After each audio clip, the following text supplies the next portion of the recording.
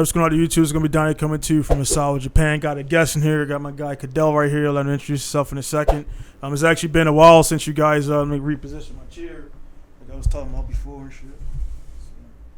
But like I was saying, guys out there, it's been a little bit since I had somebody live in the podcast studio here. Most of the guys here are local. I've asked them, and everybody's busy, got stuff going on supposedly. So I just, I go by myself, or I go on Skype and everything. So just get right at the top. So just make sure. To grow this thing, got to like, subscribe, share, and all that good stuff. Not forcing you, but if you watch it, definitely don't make it empty purchase, like I said. For the guys out there, you got an interesting story, you got a business, you got something you want to promote or push, podcast@pinkustar.com. Let me know what it's about, and then we'll schedule you in there, get you on and everything. So, pretty much all you guys out there that watch and everything are guys within my circle. So, I'm not one of those podcasts who are looking to get A-listers only and stuff like that, because personally, I don't believe in that shit. We're all human. We all bleed. We all take shits the same way. So I treat everybody accordingly. How you treat me, and it was reciprocated, the energy and everything. So anyway, man, before we get deep into it, man, let's go and introduce yourself. Where you from? First time on the podcast, or first time on the podcast ever? Yeah. So, but you've been on the camera though, so it ain't. Yeah. Yeah. It's been a while though. Yeah. To everybody out there, hello. My name's Kadell Johnson. I'm from Lauderdale, Florida. Yeah, man. So you've been in Japan how long, man? Total time in Japan is almost 5 years total. I took 6 to 8 months off, and I was stateside, so almost 5 years. Yeah, we'll get into that. I know why you were over there and everything. Yeah. So we'll get into that, man. So naturally, as a car, car shopper, dudes they be kind of weirded out that I don't talk about a lot of car stuff, because I think of course it's part of my life, but I'm past the phase of geeking out on stuff, man. Yeah. So I'm around so much stuff, and it's just a second nature. So I remember back in the day, man, oh man, you go to the car shows and take all these pictures, and you got 1,000 pictures. What am I gonna do with these pictures, man? So it's I don't do that no more. Even at the track, you probably was shocked. You notice I don't even mount video anymore. Yeah. You know what I'm saying? Unless I'm going to Tsukuba or somewhere I've never been before. MSP, I already got 280 videos of me drifting there, so it's I'm good with it and everything, man. Fortunately, those cars weren't really prepped and everything, and that's just the only thing I kind of had that's rear-wheel drive ready to slide. So I just wanted to, because I didn't want to just take you up there, and I had the cars there and everything. So it was what it was with that, man. But so far, you came up here to visit Misawa, man. For the guys who ain't been out there, how would you say it is compared to down south, man? Pros and cons. Pros, it's very peaceful. You can I feel like I can breathe here. That's one of the things I kept saying here. It's really peaceful. It's a really mellow pace compared to down in Kanto region. Yeah. I like it. The houses are way bigger. It's pretty chill up here, man. No one fucks with you. None of that. It's just pretty chill. Yeah. Yeah, I like it too, man. Because it's like I say, man, when I came here, I was, initially I was kind of mad, not mad, but I just wanted to be. I thought Yokota was where you had to be, or down there was where you had to be, man. And then after being here, and then going to visit there, man, being at Yokota base Route 16, or dealing with because right now kind of Corona time, actually the highways are. I don't know. A lot of people don't notice the highways a lot more. They're not congested. They're not as congested. Oh yeah. But during normal times, it's traffic jams all the time. Yeah. So the maps be it takes 15 minutes, but really it's gonna take you an hour and 15 minutes to get somewhere. So me personally, I can go to it. Driving for me is not a big deal, like I told you before. So it's not. Honestly, I leave here 2 a.m. I'm in Tokyo by 11. It's that easy. It's then I'll do what I gotta do, and I'm back up here. So the last trip, I do turn and burns all the time, man. So people get they get weirded up about that, man. But I'll put out there straight for the guys that are watching, man. I don't there's no secrets and stuff. The reason that Kadell came up here is because you guys know for a while, I pride myself on running the shop by myself and doing a lot of stuff. I got my assistant, my guy Quan. But he's military. He got his things going on, so he can't. Military.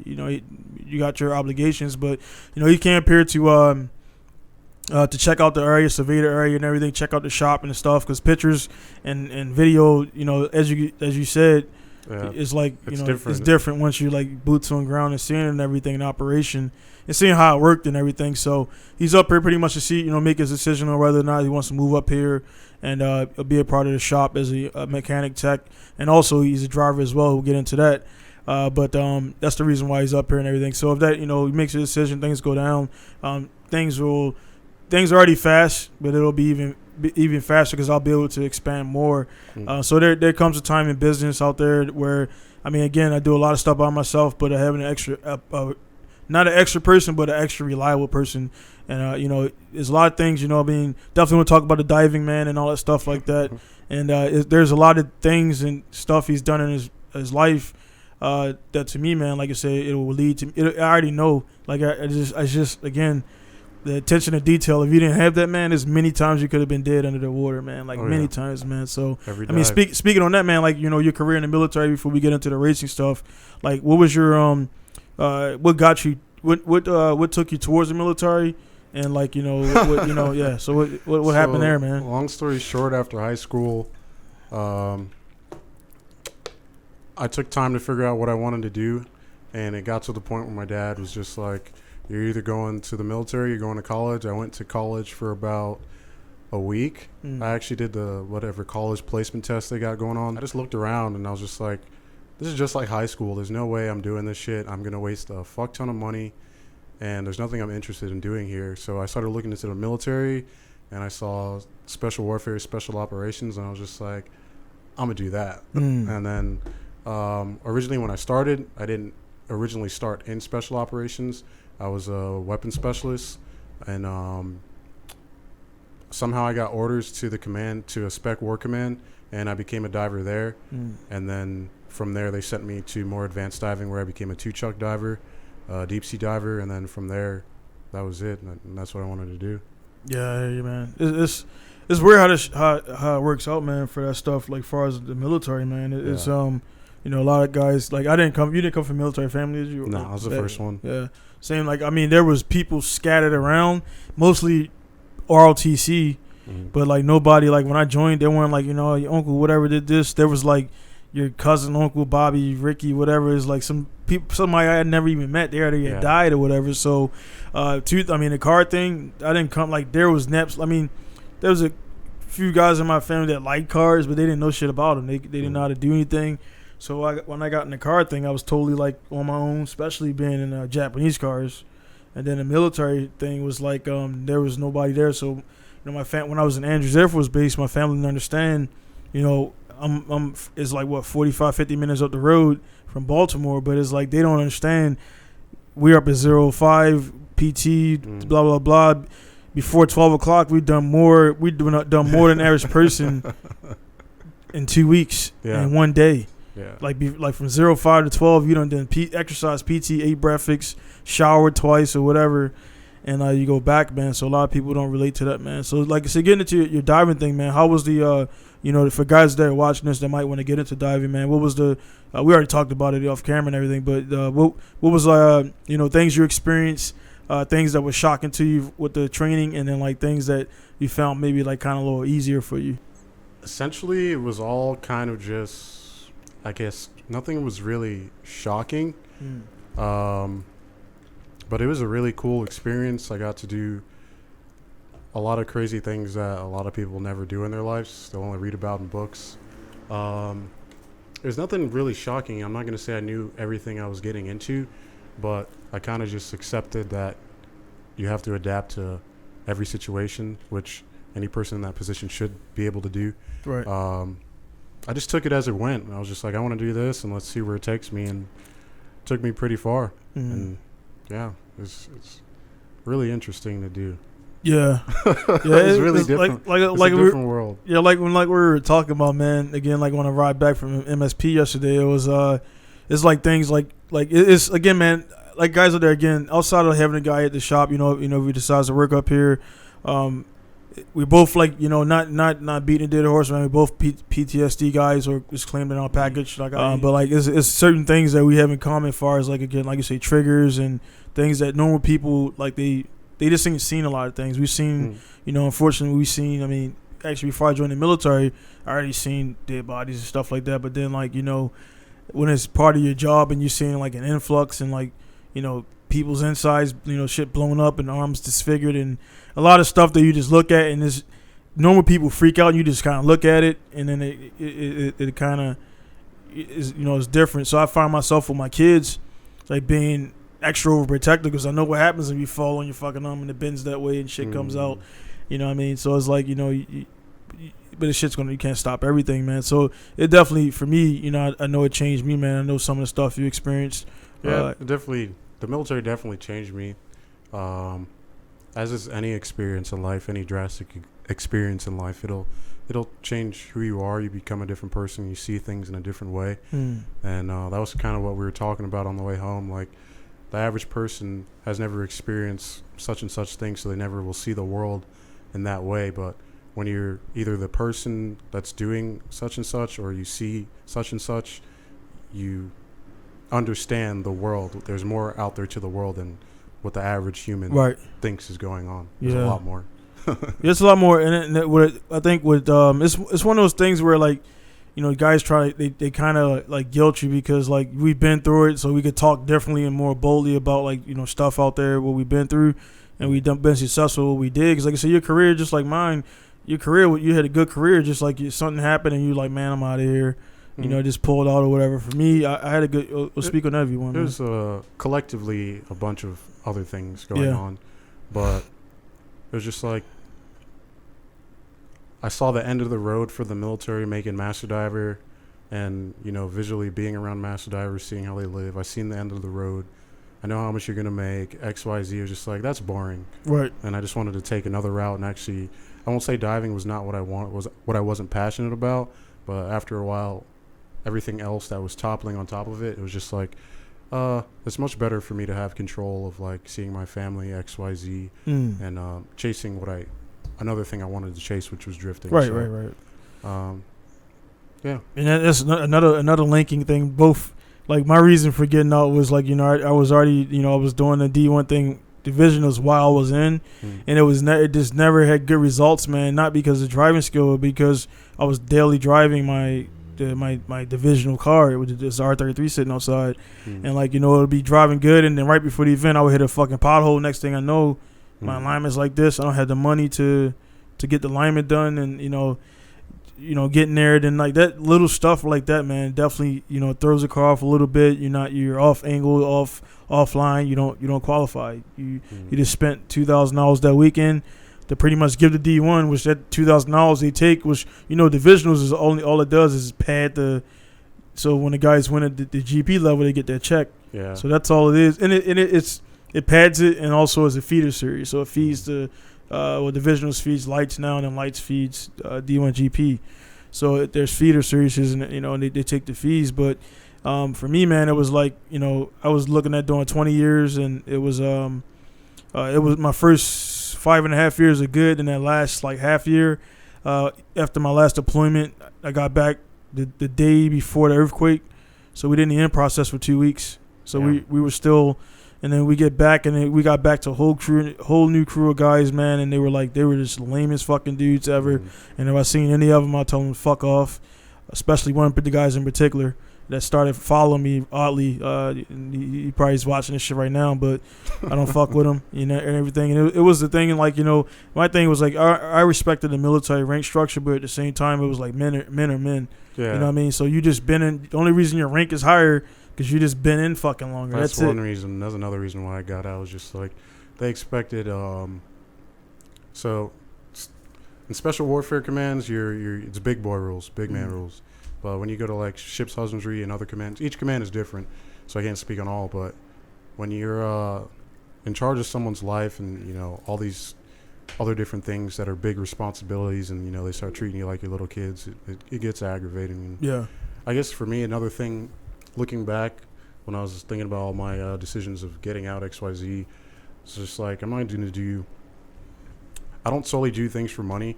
But just looking down the road, it's just like, there's no way I'm going to do 20 years of this shit to make like $30-something thousand a year when I can invest 8 years of my life into something I really want to do and make way more than that. It's just like, that doesn't add up. And Yeah. That just was just Yeah, like, nah. the dudes in their retirement stuff, man. I mean, unless you're like a, those dudes who do like 28, 29 years and they're like, generals or like. Oh yeah, they're that those are different, and like dudes who are like E9s and stuff. That's a different.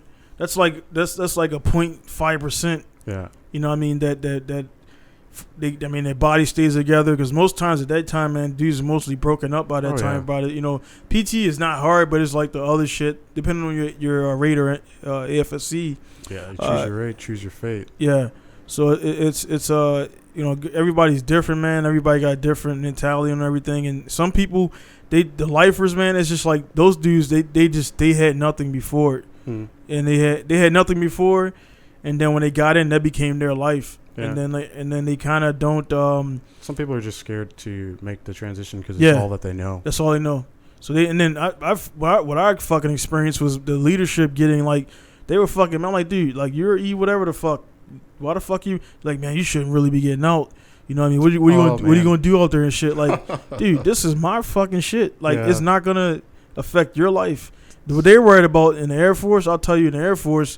Because they knew I was a top performer. They fucking worry about their bullets. Well, I don't know if you got what you guys call bullets. Yeah, so they worry about their fuck because they're, E7 and above. Your bullets are what your guys do. Like you're sitting in a desk doing this all day. All they do is take what the officer tells and make it seem like it's what they are coming up with, and then they push it to us, and that's how shit gets done. Yeah. So it's like man, it was again. I joined. I was all like wide eyed. I'm gonna do 20 and then like after you get in, you get slapped around very not like physically, but you get slapped around a little bit, and like then it'll be like one day when you realize like you're just a number, and like they be like, hey, go do there and go stand there and stand in parade rest but I mean, honestly, I didn't go through a lot of that, but there were times where you like it's like, man, I'll beat the shit out of you, man, like seriously, and like you know what I mean, you can't because you'll go to fucking shit will happen and everything, man. It's like then you give that person a look, and then you just look at them like you can't get paperwork off a look. I never seen anybody get paperwork off a look, but like if they want to find their way, they'll make their way. But it's like, how the fuck can you see? How can you prove that he was looking at you like that and shit like? But it's like what I mean, it's the military. Again, I wouldn't be here in this studio right there, everyone, for the military because I got to Japan. I got around generals and everything, and that's how I got here and everything. So I'm not knocking it. I did a lot of cool shit in my time, been in a lot of danger and everything. But at the same time, I think where it's relatable for us. We weren't afraid. We used it to get where we are, and I don't think we were like afraid to go out and everything. So I already had my shit lined up, and you talking about 40, 50-year-old guys, almost probably like 40s, that if the military stopped today, they would be fucked. Yeah. They would just be bums and shit. Yeah. Under a bridge. So yeah, it's unfortunate to say, but that's literally all some people know. So I don't knock them for it. And then, like you said, the military was a great choice that I made. It opened my eyes up to the world. Traveled a lot, and I never would have found real drifting had it been not for the military. So I was really fortunate to come here and experience what I experienced because. After I experienced the real drifting in Japan, I was just like, "Yep, that's what I want to do," and here I am now. So you didn't? So did you do any in the States at all? Like no. I was in San Diego for. Oh wait, drifting? Yeah. Yeah, I had like a S14, and my friend Richard got me into drifting, but that was like stupid street drifting. It wasn't really drifting. It was like, oh, here's an on ramp and stuff like that. I had a slow little KA S14. I done blew up like 3-4 KAs trying to drift and all that. The hot boy slammed, cool looking shit, and then I came here and experienced like the real shit, and I was just like, oh, okay, this is what it's about. Yeah, yeah. That's kind of the same thing. I blew. I think I went through 4, and then I ended up on a because I came from Honda, so I was driving them like I was revving them too high. And then when I learned how to, drive, I had one last about a year before I left out of there, and I turboed it, so I couldn't afford it. I kind of, my dislike for the SR20 came from just like the attitude of the guys who got them. I dislike the guys so much that they made me dislike the engine. Same with V8s. So for me. Yeah, so like after like playing with them a little bit and everything, I don't care for the red top or red or black top S13 SR, S14, S15. I haven't had issues with those because they seem like they fixed their shit a little bit, especially the S15, which is like the the pinnacle and everything. And you don't hear the S15 guys having the issues that the S13 guys have. And most S13 guys are running S15 SR because it's more reliable. In an aspect, some people actually go back to the S13 due to the non-VTC. Oh yeah, so it's easier to. I guess I won't say easier to tune. I won't say easy to tune, but they're all good tunable motors. But some guys go back, especially down in Osaka.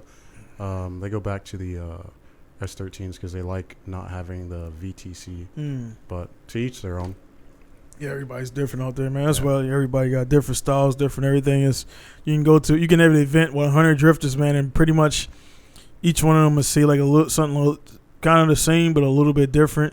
Which is why I don't really outside of teach. I just teach people to like the very basics, like how to do figure eights, shit like that. But when it gets into like the advanced stuff, kind of have to like it's just something it's not really not that I don't care for, but it's just not my thing. You know what I'm saying? Some people they like to teach, but then it's just you got to feel it for yourself. Everybody got different styles, different things, and once you learn like the basics, you kind of can go towards and like you implement things, try this, try that, and everything. But at the end of the day, it's all the same shit. We all just get sideways and hold it there as long as possible. Yeah. So like that, when you really look at it, it's just how you choose to get there. Some people don't like it, and it's like, man, you know what I mean? If I want to do it this way, I'll do it this way and everything. So it's just it's a little different, little drama everywhere and politics everywhere, man. So. Like a lot of guys, I told you, it's not that I'm, with the grip stuff, it's not that I'm getting out of drifting. It's just the drifting, I'm not making money off of it. So, if I start getting more drifters in, then, I'll do more days. But it's just, honestly, I just, being in the game this long, being around it, being in the scene, being a drifter myself and knowing what the grind is like. If I went to a shop to get stuff done, I wouldn't be here. I wouldn't last that long. Nobody would last that long unless you load it to drift the car and then throw it to a shop to do your stuff, man. So every drifter, I think, by default becomes a body man, a paint guy, fucking you do your own alignments, because you save a lot of money. You got to, man. Save a lot of money. You know what I mean? So the old skills I've developed is, how I can run a shop, the same and everything. So I don't offer paint for a customer car body wise, but I can do small parts and everything because it's small and everything, man. So what do you like? Far as your, like I say right now, like you've done, like what events have you driven in, man? Like overall, I have competition events. Yeah, competition events. I've only done one event, and that was Eddie Gray's event, G1GP. Okay. And that's when I got hooked. That's when my friends came over from the States. They stayed like a week or two during Golden Week, and that's when Matsuri was going on. So it was G1GP leading into Matsuri, and qualified top 16. And that's when I just got the sting for like drifting. I was just like, this is what the fuck I want to do. Yeah. It was a really awesome event, man. What car? You had S15? That was my S15, same S15. What course were they on at that time? Minami. So I never did the jump before that event, and I just was just like, I was leaving Japan also within the next following month. So I was just like, if I fucking wreck this car, it's whatever, but I'm gonna do this shit. And then I ended up doing it. I was just like, holy shit, and yeah. That jump is no joke, man. It's fun. Yeah. But like for the comps, I know that's like that. You just recently rebuilt the SR20 and everything. There's a bunch of drama and stuff like surrounding that. We'll touch on that, because we don't hide shit here. And also, I made it clear. I had a whole podcast rant about that situation, man, and like the people how they kind of like they turned their backs on you for their own gain and shit. You know what I mean? So it is what it is like that. Now experience it up here too. We'll touch on that later, but the for the competition stuff, man, like I said, it's one of those things where you can only for competitions, like you can't like just do a bunch of practice like competition like you're drifting. It's like it's like it's his own practice. Like you're paying to practice. If you win, that's cool, but like you gotta like you have to learn like what to do, like how to prep and everything, how to make sure everything's good to go. and things like that. Because when you get there, you don't have the time to when you get there, your air should already be set. You should already be ready to hit the track and everything. All your spare tires should already be aired up and everything accordingly. So you ain't got time to be fucking doing air checks and all that stuff. They got to be all done. Your shit should be inspected before you load it on the truck. All the stuff like that. Because I've done things I was all right, I'll get there early and prep the track. I was driver's meeting's at 8 o'clock. First car on track is at 9 o'clock, and you didn't do that. So you still, while your first practice session is going on, and that happened to me. While the first my first class was going, I missed it because I'm taking shit out the car. I bought way too much shit. Now, honestly, having the trucks, if I'm going there for a test, I don't need tires because I already got brand new tires on the car already. I'm not going to be killing it. I mean, I'm not out there doing 50 laps. I'm just doing maybe 10 laps, and then I'm out of there. I'm making a video for YouTube to sell a car or whatever. So I know exactly what, generally, if your stuff's in good health, your diff's good and everything. I mean, if you're going to a competition, I'm going to take diff axles and everything. But if it's something local, I prep for that. If it's something, outside of the thing, I prep for that. So it's one of those things where you'll learn, you'll G1 GP, it's an event, but it's a little bit different than it's a lot loose. Oh yeah, me and Andy talked about that. Yeah. It's still a good competition. There's still awesome drivers there, but I was talking to him about that and EDS and how they compare, and they're two different levels depending how you look at it. But they still drive hard there. Yeah. What they do basically is an incentive because if you win, that's a feeder into you get your lights D1. Well, now to be D1 lights, but I don't know. I don't even think I think they didn't even have them this year.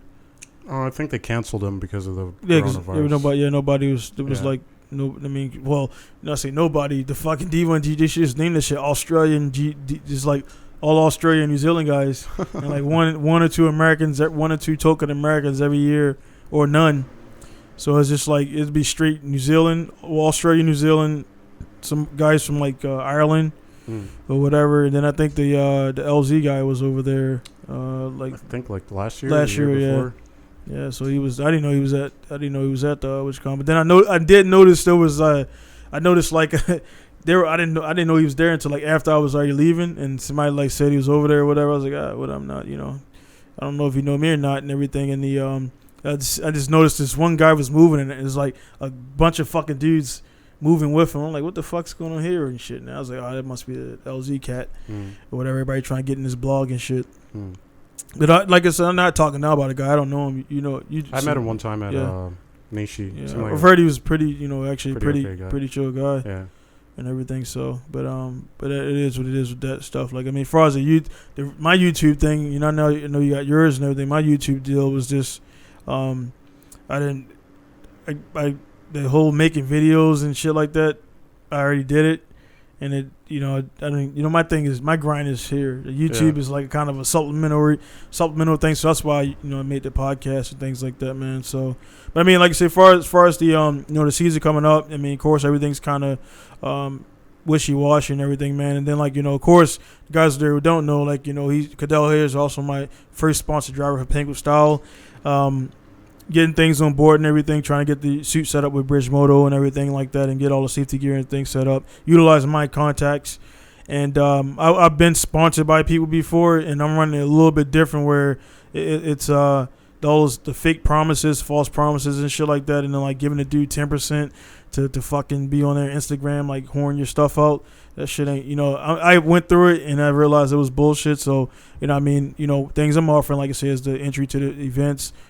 Naturally, if you're staff here, then, you got the trucks, things like that and stuff like that. So it'll be not only, being an assistant at the shop, or not assistant, but a worker at the shop, the resources of the shop you'll have and everything. So that'll be, something that's a little bit different. And not many people that have that at all. So that's a big thing. And, that's a stress relief right there. Having a truck, like I say, man, once you do start competing, man, even if, if it's a little bit later until you guys come up here, where I can, I'll get you to the events. And that stress, that stress of breaking your shit and having to get back from mobile route to your house or BC back to home, that's gone. Because I mean, long as it ain't fucking. Honestly, yeah. so I talked to my buddy Shane my buddy Shane talked to me about this. This is active duty guy, and he was stressing that point too. But I was thinking about it. Well, Shane, Litchfield. yeah. And I was thinking about it. I was like, every time I went to the track, it was never me thinking about like crashing, because if it happened, I just like accepted it. Right. I guess what I'm trying to say, it never like made me dumb down my driving. I was just like, if the car gets wrecked, I can always find a ride home. Someone's here that I know, and even if someone's not, I'll just take a taxi or something. So it's always going to be drive hard no matter what, if I have truck or not. So well, I mean, what I'm saying is what I'm saying, man, is I thought the same thing.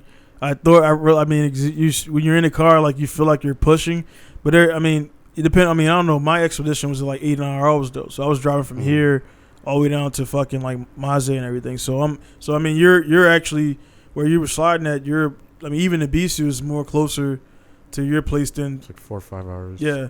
So I mean, if like down there, man, I was like, I mean, then again, I drove my R33 to I did about 6 or 7 Mod 30s, man, and I drove there, and I mean, I wrecked I had an S13. I had 2 cars there, and I was fucking swapping them out, and I wrecked the S13 at Omanami, Sylvia.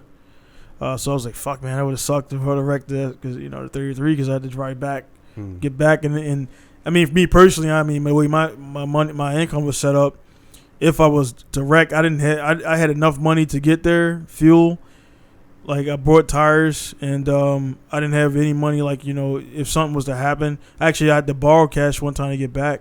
I was like, no shit. I was waiting for I was trying to contact a buddy, like, hey man, can you send me some cash through PayPal?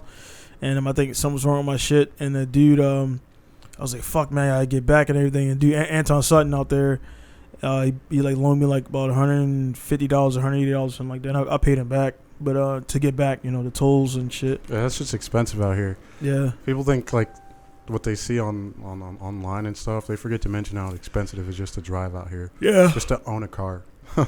more so because the goddamn the tolls too. That's I think that's what kills a lot of guys. Then it's like, I'm gonna go to back roads like that. Okay. And then you're gonna spend more money in fucking fuel, like, it takes and then 4 times. Yeah, because you're going instead of going like this, like you're going like straight. You're doing all this and shit. Well, I'm going straight, so you're just like going like this all the way down, and that shit. Those fucking roads where I was cool. After about 10 minutes, that shit, like, fuck, man. You just so I've never I don't that. I mean, especially from here to Ibisu is only 8,000 yen. So I'm like, dude, you spend. Going up the fucking hill, going down the hill, you put stress on your car, you got all this tools and shit in there. Yeah. Then you're gonna spend more fucking money in fuel because you gotta go. You're going uphill, and you're going down and uphill and all that shit. That's just burning fuel versus just being on a straight thing. So I mean, for me, it was like 500 horsepower. I would go from here to I would fill up. I would go from here to Fukushima on one tank. I would get there on E. I would get there and eat. Like, I mean, right as I pull through, you go east, so there's a gas station right there. So I would always go to that thing on E every time, like without a doubt, man. So, but it's still that's one tank up and one tank back. So that's whatever $80 or whatever. So we've been. So how many Matsuris have you done over collectively? I've done 3 Matsuris. Third one being the first time competing. Yeah, Matsuris. Yeah. That shit definitely helps build. Yeah. What years? Confidence. Shit, my last one was in 2018 or 19. Shit. So damn. So you went one night because I went. I've been like I did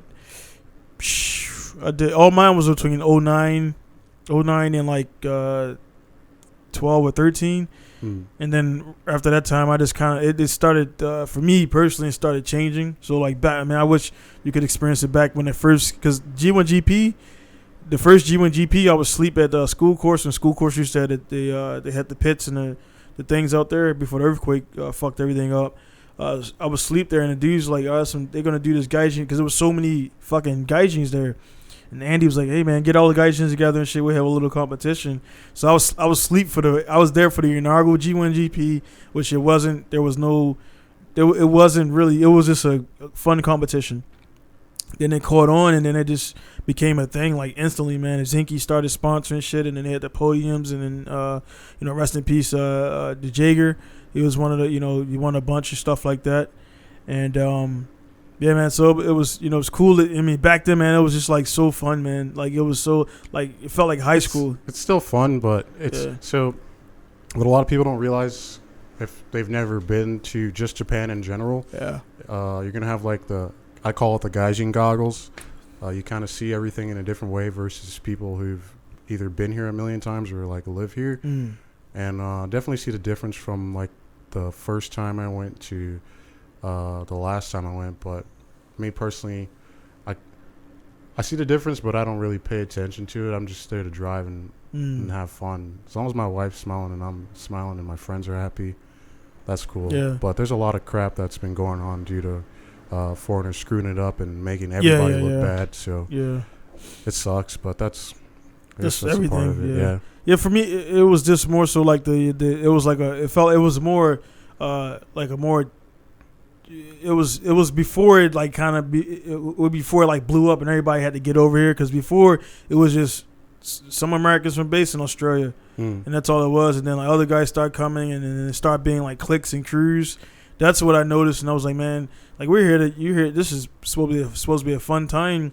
Japanese stopped coming, like they stopped coming because it started getting more of a hostile environment. Like that's a thing. People like I get that people are competitive and all that shit, but that's what G1 GP kind of. It went from the first maybe 5 or 6 events were like more fun.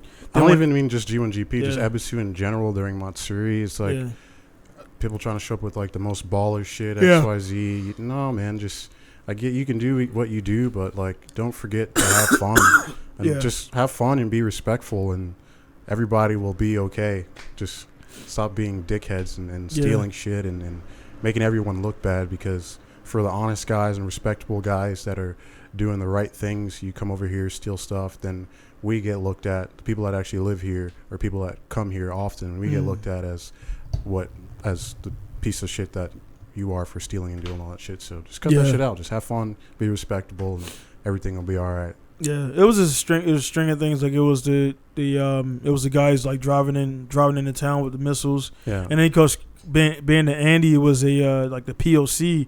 Kumukubo would get like the call like what the fuck, and then Kumukubo like, hey Andy, you got this. So Andy started, you see on stage Andy's on now. He just won. He won like 2 FD2 in a row. I think 3. And now he just won the first round. So it's looking like it's gonna with the new what you call him. So it's looking like he's gonna continue that, and it's but I was not saying that he was small time when I met him. They were already fully established. But I mean it was just when it was just like them. It was just like Andy, Emily, and like one other maybe helper, but not really. Yeah. And it was just like it was just them. And I mean I remember crashing at their place a couple times, and they're like, I'll see you in the morning. They go in there or whatever, do whatever, and then wake up in the morning, go to the track. So I was there when they were like it was just tight knit. Then their thing, it expands like everything. Just like when we talked about, you eventually do as much as you can by yourself, and then it's like, hey man, you got to get reliable people in there. So they start hiring temp workers, good and bad. Good, good because you don't got to pay a ton of money. Bad because you kind of, it's not consistent. And I even dealt with some of the guys in there, and I'm like, hey man, like I know you don't know me and shit, and I'm not saying you should, but you know what I'm saying? Like, I'm a fucking shop owner here. You're here on a fucking work visa. I'm a fucking visa person with a shop owner, a registered business. And then I don't, you can't blame them, though. Yeah, but You kind of get that, I work at Power Vehicles. Like, yeah. You work at Power Vehicles. I own fucking my own business, you know what I mean? So it's like. They don't know, though. Yeah, and it is. So, but it was the situation I'm talking about. Guy, I told a story. I didn't tell a story before, and Andy actually, speak volumes. Man, came and apologized. Like I went down there. I was at I haven't done Matsuri in like 5 or 6 years. So I was like, all right, let me go back. I went with Raman at Buy Now Japan, and Rohad was there, but we didn't get a chance to slide because his car was broke or my car was broke, and I blew the diff on the way down to Saitama and Subaru. They just blew the diff. The So like the one I replaced in there is the one that that I replaced it. So I replaced it, but it happened to be a open diff. So we took it back, and I was trying to get it welded. And I went there. I was like, "Hey man, I'll bring you the diff or whatever." And I know how it was. I asked him, and the dude didn't even fucking make eye contact. And he's like, "Nah, no mate, I'm busy. Like, didn't look at me. Didn't see who the fuck I was." Not saying that it makes a difference, but the dude like didn't even make eye contact to say no, like I'm busy. He was like, "Nah, mate, too busy, can't do it, whatever." Like swamped or whatever. I'm like, "All right, cool." Now it kind of stood there. I looked at his back of his hair for a little bit, about like a couple seconds, and I was like, "Cool." Then I just walked away and shit. And then I'm guessing because he had to tell Andy the story, and he was like, he had to see my skin, but he say black eye or whatever. And next thing I know, man, like I was like, man, well, I'm never fucking going there again. And I'm guessing, considering like we done business together, man, and I never had anything bad to say or anything happen about Andy or whatever, man. I've heard, stuff, but it's like people just kind of being like, fucking princesses. But yeah, I was. It made me feel good, man, because Andy's Andy, saying he's up there. And I was on Manami and shit, and then I see a orange and black like Raptor type of his truck. Yeah, the off-road looking thing. And I see him coming down, and then like he came right to my, like, of course I'm a black dude with a mohawk, stick out. So he came right to the thing like, "Hey man, sorry man, they didn't know who you were and shit." So the staff told him, and he's like, "Dude, that's Donnie, man." So he probably because there would be no other reason for him to come down there and find me. And like apologize on behalf of his staff. And then when I seen the staff guy next time, he's like, "Yeah, man, we were swamped." I'm like, "Yeah, dude, whatever is swamped, but like fucking make it." When I tell a customer no, I say, "Hey, I can't do it." Not be fucking like, "Nah, man, fuck off, dude, I can't do it. Go somewhere else." Like not even look at the guy. That's just respect. And so it is what it is, man. But it's shit changes. And a lot of people were mad at Power Vehicles because it wasn't that same homey like. You know what I mean? Where everybody was crashing at their house, and they grew. They can't. As a business that they're grown into, they can't take care of everybody. So right. They got to set a standard for everybody. So. Yeah. So a lot of guys they didn't come no more because that homey like tight knit cool feeling. It became like the thing like now where it used to be like you could use the tire change your machine, but now they don't. Power vehicles only. Yeah. They don't got. Well, they got the top one is still there, so I guess they're customers. Yeah, they're.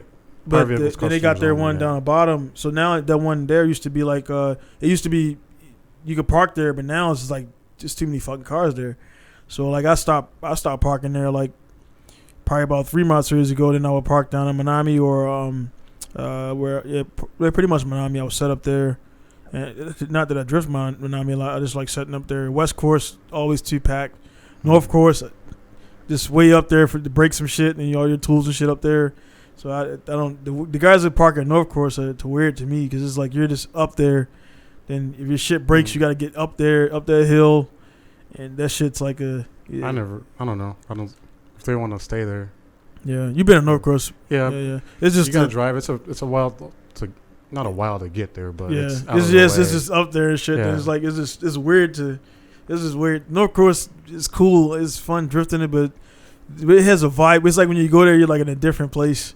It feels different, man. Because it's like literally up there. It's like it's the highest course, so it's like it looks down on all the rest of the courses and everything. So it's the highest point, man. So out of the beach, you can do on that topic, man. What's your favorite course there? Toge, and then next is. I'd have to say either North Course or Manami. I never got to drive on Higashi. Higashi is cool. They got that high speed manji down there and everything. And the cool one is the $100 corner, man. That shit like when I had to drive because I was like I completed my pinnacle or the drift bob. I'm not sure if you've seen it before. Most guys my age have all seen it, watched it. It was gospel. But every track the Tsuchiya was on, I drove all of them. And then when he did like the $100 corner, like pretty much when you drift into it, like the way it's like banked, like you just kind of flick. You don't even have to do anything. The car drifts by itself. So you just go straight. You turn a little bit and the car goes sideways. Kansai drifting. Yeah. So it's like it's crazy. But is fucking weird because in the video I remember him kind of like saying something about being dizzy, and no shit, it happened so quick. Like the car, your body's over here, and like your spirit is like fucking over there and shit. So like when you come across, it's like fuck, man, like that shit was like weird as fuck. So we just wasn't ready for it and everything. But yeah, that one I never got. I mean, I've drifted it, but I don't know what. I just kind of was playing it safe, man, because I never did the high speed over the top in the fourth gear in the Manji because I didn't want to fucking crash into there or crash into there. I'm trying to knock some doors with Suinaga with in his 180. Yeah, that looks fun, man. His little 180 missile. Yeah. He was sending it. Missile, but it's clean. Dude. It's like the clean missile. No, it's just his beater cars, whatever. Yeah. But I would love to send it with fucking that guy. That dude drives hard. Yeah.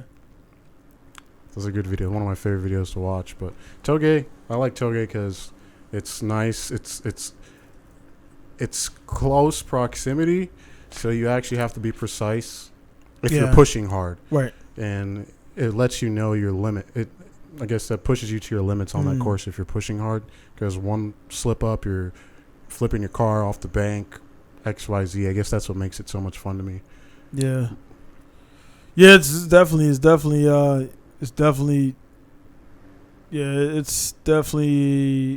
I guess if you like to say, there's a few, like we talked about the guy. I didn't know that guy broke his shit, like rolled over on. I thought it was for some reason I thought it was West, because that's where a lot of people roll over that. You know, they come down that thing and they go like into that fly. The clay wall. Yeah. So most people hit that thing, and then even Daigo roll over on that shit. And you go down there and everything, you hit that shit, and then you go like this, fucking roll over. But it's like that wall. I almost flipped on that shit. Yeah. When they freshly paved it and it was wet, the initial tarmac or flooring or ground or whatever, grippy. As soon as you get on the wet part, it was just like, that's where you initiate. It was just like slip. Yeah. And all I see is clay wall. Just like, all right, if it happens, it happens. Especially that little house right there, like at the beginning, like they're like, man, that's a bad fucking place to put things. I've seen somebody like the house is like, you know, the white house that sits. It's like it's if you're going onto the track, the entry, it's like a little white judging stand. I know what you're talking about, but I haven't seen it in so long. I've seen the guys like that thing right there in their little slot right by that shit. And like I'm surprised nobody hit. I think they moved it already, but the man, West, like as we were talking about, man, West is my I think Nishi short. The that's like my favorite. I just like that. I just like going over that crest. Yeah, that crest, man. I remember the first like time I drifted it, like, and I've been drifting for a while, man. But it's like you can't see over it. So like first, like fuck, man, what if somebody spin? I wish it has happened. And then one time I backed, like the dude spun out, and I like, you know, I was more experienced at that point, and I did like an e-brake, and like you can like pull yourself back and like drift around them, and everybody's like clapping and shit. Because it was like actually if I would have stopped, I would have fucking right into him. So you kind of had to. It's already sideways. So that's the only thing. I was like, man, fuck, if I initiated, somebody spin out down there, or is this like you can't see it? You can't see fucking over the crest. So you're like, then I was like, damn, like fuck this shit, and I threw it in, and it just went right down. And just like, you know, just I like that feeling, dude, going down, and then it's nice. Yeah, coming around. It's nice. Then like, you know, you could tell like the level I'm at now, I'm sideways going into it. So most people like you start drifting at the thing. So now like I'm pretty sure you're saying where you're sideways, and then it depends, because I mean the first time I drove that course, it was either the first or second Matsuri. I ended up out of nowhere. Daigo came out of nowhere and started banging on my car. Not even my door, on my car, and his Mr. Chaser or JZX, and he was pushing me to the brink, and I initially was coming around the crest slowly and then flicking it in. But since he was behind me, I was just like, go faster, go faster, go faster. Yeah. And then I ran out of grip on the rear. I had little 215s on the rear, and coming over the crest, the car just started to spin, and I was just like, gas it, and then started throwing, and that's why I got comfortable with it. So yeah, that is funny, man, because like, you know, that's why I give major props to Daigo, man. Daigo's, you know, for a competition drifter, it's like, of course, one of the best in the world. Then he'd be out there banging with his everybody, with his JZX, and then he'll be in fucking FD, and like he was in Matsuri, he was there, and then FD, he was like Long Beach or whatever. So like a week ago, he was in a JZX 90 or whatever, and then it's I've been like I've never tandem with Daigo, but I've been like he's been like a couple cars ahead or like a couple cars back or whatever. He'll just jump in there with anybody, man. So that's pretty cool, man. And like I said, that's what I was telling guys, man. If a dude like him, who as accomplished as he is, could be as chill as he is about shit. He's pretty humble, man. Yeah, he's pretty humble. It's like because it's. When I think when you have to tell people, yeah, man, I'm gonna do, not stop. I know I've done it myself. Like I got pro drift license and shit. And I'm like realizing this shit's fucks. Who the fuck cares? I mean, really, you know what I'm saying? Because I got pro license on the King of Asia, like I was telling guys, but I can't do D1 GP because it's not really, you know what I mean. I only got the one event, and it's not a multiple events and everything. So it's like, you know, overall. When it comes down to, I mean, it don't matter. D1, GP, FD, whatever. You can't. Nobody's gonna give you the keys to F1. You know what I'm saying? You're just not gonna. Yeah. They're not gonna give you the keys to. You know. I wouldn't want it. Yeah.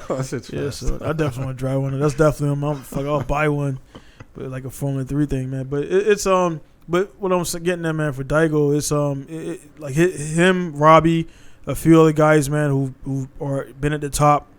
They can remain normal, man. Dudes like win one event, they just kind of fucking go nuts and like be all on Instagram and shit. Daigo don't even fucking need the posting thing because everybody posted for him. Man. So like when you get to that point, and that's kind of not saying I'm trying to do that, but it's like I don't, you know, what I mean, that's why I like the video because it's like you're like self blowing yourself. And I got 280 videos of me just drifting, like, you know. Then it was kind of cool that I didn't have any cameras, and then somebody like tagged me in like something drifting at West, and I like drifted around some guys. They spun out and shit. I was like, cool, man. Like, you know, other people starting to see things, but I mean, it is what it is, man. I think the whole thing about drifting, man. I had Stewie on, and he's a controversial guy because he's strong about his, you know, Stewie Bryant. I do not. Yeah, well, Stewie's like crazy Australian guy. Like he's fucking wild, dude. Like he's the guy. Like if you see all any wild videos on Minami or Witchcom, like the sparks flying and shit, that's him. And like the any crazy backies or wall taps or scrapes and shit, that's Stewie, man. So, but I had him on, man, and he has his style, and he's one of the people like he stopped when the missile ban. He was like, fuck that shit, because he likes missiles. He just likes missiles, man. And he was like, nah, I'm not coming back there no more. And they just, you know, so and a lot of people stopped because they started restricting. You know, you gotta have the cage, you gotta do this, you gotta do that. And they, you know, from a business aspect, I understand. And but from their aspect, they just felt like it was a wild type of like a wild party. And after they cut the party scene, it just seemed like I'm not coming back. So a lot of guys, you know, because again, drifting was drifting. Everybody there was good at it. All those guys are pro level, but it was like again what I experienced in my time. If you were there, I guarantee you know what I'm talking about. It was more there was driving a course. We all drove, but then there was just like we being a thing, like just chilling. I didn't drink, but you know, those guys were drinking and like, you know, just egging on each other and shit. It's still. The last time I went, it was still pretty chill. Yeah. Alexi was there. A bunch of people were there. They still have, you know, the little kickback with beers and barbecue. And yeah. It's still pretty chill, but just the some people that ruin it for everybody. That's all that I got to see. It was still the relaxed vibe. But I haven't been there since the new rules have been implicated, so. Yeah, I mean, what's the new rules? It's not like, I mean, you should have that shit. You should have a cage anyway. That shit anyway, man. That's, you know, that's. Yeah, I mean, especially if you're at the level where you're past figure eights. I mean, because it's like anybody can roll at any time, like any situation. I mean, you're fucking sideways. You're going like 100K. Yeah, hit a fucking tire or some shit like the car goes like this. So like, you know, even in a solid bolting and everything, and those, you know, people talk shit on those, but they work as long as your chassis is good. You got a rust bucket, then you know that's on you. So the yeah, man. Like I said, that crash I had down in fucking I wrecked my 33, shit saved my leg, and I wrecked that 180. That crashed into that tree, fucking bolt and saved my leg, because it hit right on the fucking what's that, the A pillar or whatever, a B pillar. Yeah, like it crashed like right there. The tree hit like right here. Damn. So like my leg. So if I didn't have that cage in it where it pushed like the pedal and shit was where, you know, the fuse box. The fuse box was like where the pedals are. Yeah. Damn. Yeah, so it you know, and the cage had got like a little kink twisted, but my leg was right there, so it saved my, you know, from a broken leg and shit. Cause it stopped right where the cage was and everything. The rest just kind of came around. So like, you know, people talk shit on bolting cages. They got their purposes and everything. Unfortunately, with the FD rules, I mean, I think for lights, I think it's still okay. I believe so. Yeah, I think FD requires the weldings now and everything, which is why I got the S14 down there now. And D1GP definitely requires weldings now, different, no nitrous and things like that. So the rules are changing. It's kind of cool. It seems like we're both going to like enter at the same time. I just been off at a hiatus. I got a lot of seat time. I know like what to and what not to do in competition. So like with that skill, now definitely get with you on that stuff. But it's still for you got to experience it for yourself, and it's just a different. My biggest advice, man, would be like just do what you do, man. Not done this before. Don't try new shit. Like, oh, of course, you got to be consistent. Yeah, don't try new shit in the middle of a competition. Like, let me try to, like, nah, dude. You got to do what you do, because every time I done that shit, never worked out good. So it's just like trying to do shit. Like, you practice that shit, and then you do that. But as far as the competition thing, it's like I said, it's just it's a different mindset. Like, and you just kind of you got to. Definitely, where I fucked up, man, was just thinking about the run before the run. Just when you have to run, all the work's already done. You're at the line. Like you can't do nothing else right there, but just run your line, do what you got to do, man. And like I fucked myself out of being at my potential podium in my first event, man, because I just kind of like got a little bit too nervous. I got too much in it. Fucking lost the drift and everything and misshift. So I misshift and everything, and the dude that I lost to ended up coming in third and everything. So. It's like, fuck, man, I could have got my pro license and the podium. Like, it would have been fucking cool, dude. Yeah. But it is what it is. I learned my lesson, and with that shit, man. So, but yeah, man. So as far as the the life where you're at right now and stuff like that, man. I like to ask people that like in the next 5 years, man. What's your goals and aspirations, man? Honestly, to take drifting as far as I can, I'd love to be in a position that someone like Mad Mikeson or people on that level of drifting, like Daigo, not so much being a shop owner, but just being able to travel and showcase and, of course, make your sponsors and brands happy with promotional things. But that's kind of where I just want to live a chill life and enjoy drifting, which I'm living a chill life now. I'm just haven't been drifting due to certain things going on. But, I mean, that's where I want to be. Yeah. I mean, but you mentioned, like, Mad Mike. I mean, do you know Mad Mike personally? Or I've met Mad Mike. Yeah. With that? Yeah, he's invited me over to his place and where he lives.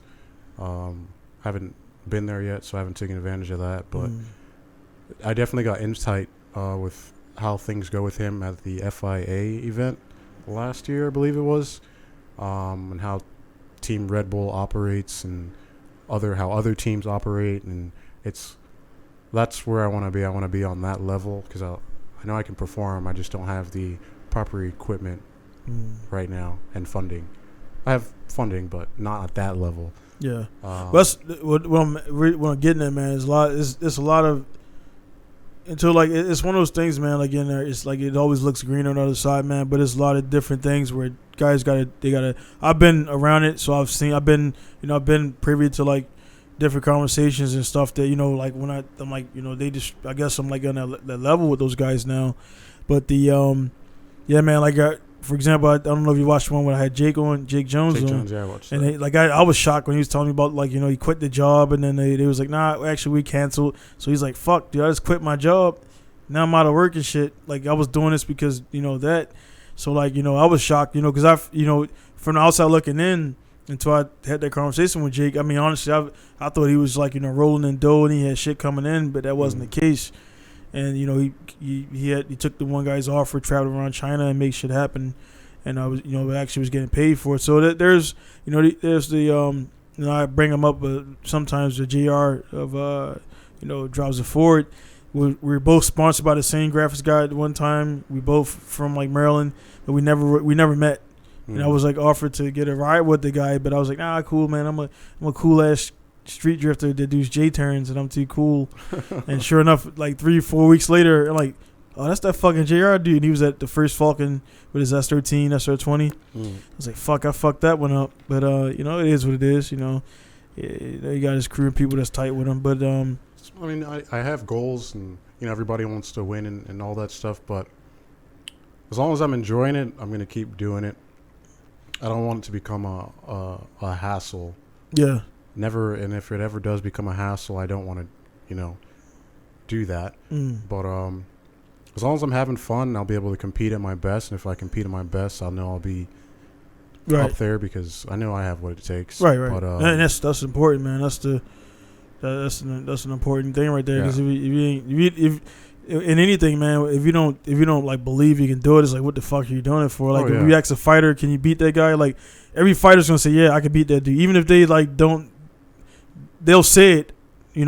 Some most believe it, most just say it because that's what they should be saying. Yeah, it's promo. Yeah, but it's like, yeah, man, he probably gonna beat my ass. Like, okay, dude, we'll get the fuck out of here. Yeah. Why the fuck I want you in the UFC if you're, if you think this guy could beat your ass? You're gonna be. It's like I'm not so much of a.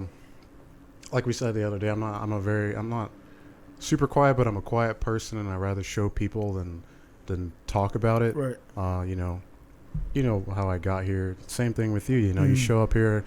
I showed up here with 5 bags, mostly packed with as much tools as I could fit in the freaking bags, and I'm still wearing clothes that I showed up in Japan with.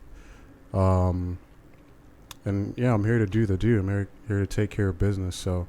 I'm super serious about it. They might see my smile and take me for a joke, but when we're on track, I guess it'll show. Yeah, man, that's the best way to do it. Like I told you, nothing to talk shit about. Like I'm better than this guy, but no, I'll just show. No, I just show. It's you just like because that people like that irritate me, man. Like, dude, why the fuck you go? The track's there.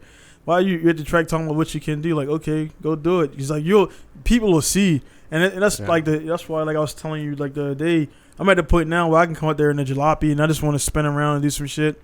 And like, I got to the point in my career personally where I don't like driving the same car because I've already mastered the S13. I've already mastered the R chassis.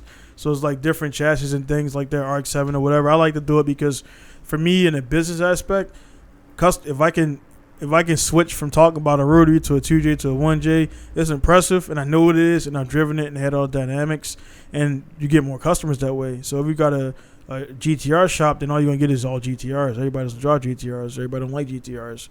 Everybody, so I mean, those specialty shops, cool where it works, but they don't really work for most people long because it's just like they're not in there for the long haul.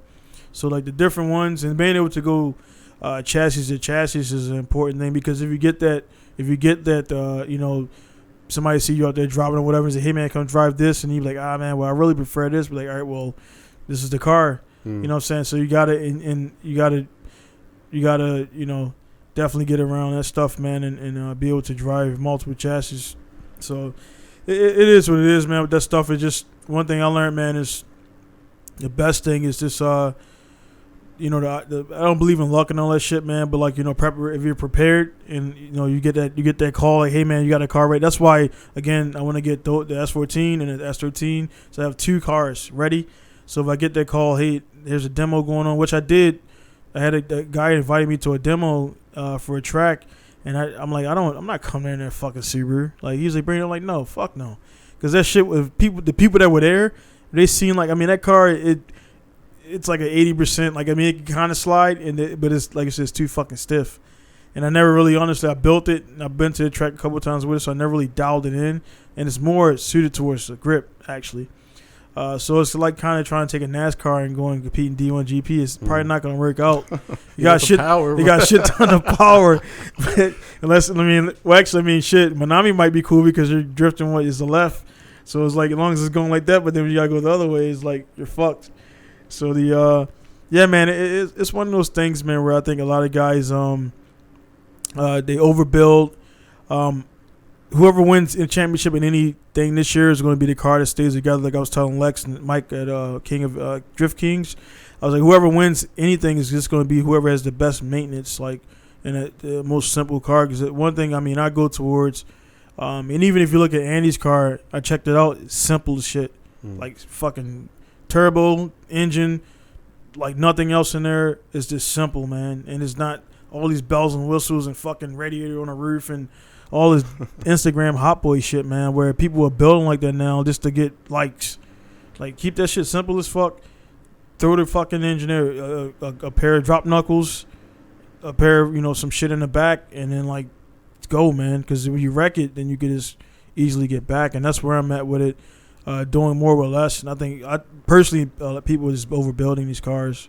Like, you don't need all this shit to get these results. I mean, if you get the results with all this stuff, it looks cool, sponsors or whatever. But I just my personal feeling, man, is guys are just going way over it. The fenders and all this stuff and all of, that's just me. I personally don't require that. You know what I mean? If you need to, like you asked me about the trunk cut thing, you know what I'm saying? It's like, no, I mean, if you got an elaborate fuel cell, meth lab in the back, you know what I mean? It's just one of those things where now you're cutting a hole in the car and like now you got to fill that shit and everything. Is just, I don't see the need for it personally. You know what I'm saying? To an extent, because I started looking at how Christoph's Blues operates at HDK and the weight comparisons in the vehicle, like, because you were talking about corner balancing too, right?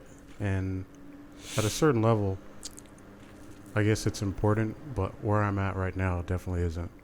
Because even when I was when I was, let's say, my second Matsuri, I'm in a stock SR keeping up with like 390 to 420 horsepower SRs. So I guess it all does come down to keeping it simple in seat time, which that's all that matters. Key. I mean, if you look at D1 GP results last week again, you just met the dude yesterday who won the last 4 rounds, the last 2 years. He swept fucking Ibisu. You look at this S14, you look at all the guys that were top whatever. They got whole body S15s. Tanaka, fucking Yokoi. Who else was there? Pretty much all the guys there, man. They just got S15s, basic stuff, man. And 2J, like they're the top of the food chain with basic cars. And I'm like, I don't emulate a model after anybody because what they do for them works for them. So when people ask me that stuff, I'm like, dude, you got to figure it out for yourself. So if you want to cut things or do whatever, that's what they got to do. But for me, it's like. I do what I do. I have enough skill sets to say maybe I could try this, maybe I could try that, and then they go from there. But everything doesn't work. I mean, we talked about a few guys. I don't want to mention their name or whatever, but they just kind of like they're trying everybody's recipe. Like, bro, like you got to figure out what's gonna work for you. Because if you're trying to do all these guys stuff, like they do what they do, and like I had Mito on, and Mito straight up saying Nakamura does not give a fuck about what nobody else is doing but him. He does not care about.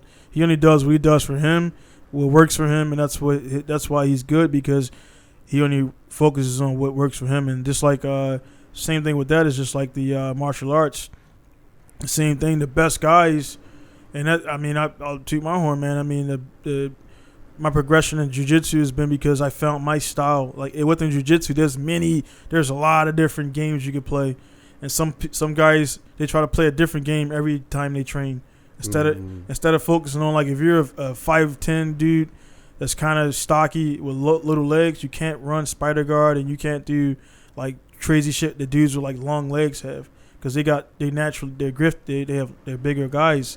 So trying to play a tall guy game when you're 5'10", it's not gonna work out. Trying to play a tall guy game when you're a short guy game when you're 6 whatever, it's not gonna work out for you. So I just in all things music. Everything, man. I found my lane, what works for me, and that's why the progression comes there. So I think if you're never gonna find your way, man. And you honestly got to do your own outside of the basics. You know what I mean? You got to do your own thing and develop your own stuff, and then people be coming to you like, hey, man, I noticed you're successful doing this, man. What is it? Then you'll be like, you'll tell them your story and shit, and they'll be like, all right, yeah, cool, man, thanks. And then you spend like 30 minutes talking to some dude until you turn fucking blue in the face and he does nothing you said. So that's where I get off the bus right there, because I'm like, bro, my time personally is way too valuable. They got my family, my business, and everything, man. So I just, and you tell guys stuff, and they be like, all right, yeah, cool, man. And they go do something totally different. You know what I'm saying? So nothing personal. It's just they got to learn everybody has to learn their way and do different things with stuff, man. So that's just my personal feeling on it. The stuff, man. So, you know what I mean? It is what it is. But, you know what I mean? As far as you talk about drifting a bunch. But have you done any other motorsports or just drifting only? Just drifting. Yeah. Before drifting was, I guess if you want to call it a sport, would be BMX. Yeah, shit. That's right. That was the real, I guess, adrenaline-seeking yeah. thing as a kid. But other than that, I didn't have a car till I was in the military. Or no, yeah, while I was in the military. Yeah. Bought my first car. It's weird. It's weird. The BMX thing is like I never did any BMX competitions, man. But I remember we would all be 20 deep, man. Mostly stolen bikes. Mine wasn't stolen, but mostly. But I don't know. I was given to it by my cousin, so it could have been stolen. But like the Mongoose, the GT Diamondbacks, like the Mongoose was the most stolen bike in Baltimore. And Huffies. Like, yeah. So yeah. Well, Huffies were nobody. Yeah, nobody used, because if you had a Huffy, it was like you were like it wasn't cool. You know what I mean? Huffy was like that. You know what I mean? Like your mom, you had a family and shit. Yeah. You know what I mean? So, but yeah, most guys back in the day had the GT Diamondbacks, and you had the fucking Star Wheels and shit, and then the BMX movie came out. They call them black mags. Yeah, black mags. Then I remember the first time I rode a bike that had the fucking the fucking spinny handlebars and shit. I'm like, how the fuck that? Like, then it had the tricks. Even though nobody fucking did any flatland, but everybody had the fucking pegs on it. Then you had the dudes right on the street, one dude standing on the pegs, holding to the dude and shit. So, but yeah, we would go out and ride around and everything. I built mine. I remember Ryan Nyquist from X Games and everything. I was like, out of all the disciplines, like the dirt jumping was like something that I was like wanting to do. So I remember I had like the big fucking fat. The wheel and the thick rim and shit. So my shit was set up for dirt jumps, even though I never jumped off anything. So I had the shit set up like that, and so it's crazy, man. That everybody mostly comes either skateboarding, BMXing, something. Mostly everybody's BMXing and skating. From the interviews that I've seen online. Yeah, even like Luke. And they get all broken, and they're just like, "All right, I can't do this shit anymore. I'm gonna keep." Either going to the hospital or getting fucked up. Yeah. So they hopping in cars and they're just like, oh, okay, another same extreme sport. Yeah. And like, you ever done any snowboarding? I've done a little snowboarding in Japan, yeah. Okay. How was that? It was pretty fun. First time I went, busted my ass all day. Yeah. Second time I went, I was able to actually have fun. Yeah. It's just like drifting, standing up and shit. Yeah, it's like, pretty fun, man. Yeah, so it's like, it's a correlation, man, between, I've seen extreme sports and then also, I don't know what it is about car guys and like being like mostly like some guys are more like in the tech shit. So I mean like say like I was saying mention JR. A lot of people know JR was an IT guy. Like he did computers and shit. Me, I did it in high school, and I just to fix everybody computers and shit, build PCs and all that stuff like that. That's why actually the wiring and the tuning. That's why they're so easy to me, because I understand schematics. I understand, the wire goes like that. That means it jumps that and it goes to the next thing. What the ground means. So most people, when they like, fuck, I don't know how to get this shit to start. Like you look at the SR20, pin 6, pin this, blah, blah, blah, is the ECC relay, that's the RB. So I built up my own harnesses for a long time. But now with the business and everything, is actually cheaper for me to buy it.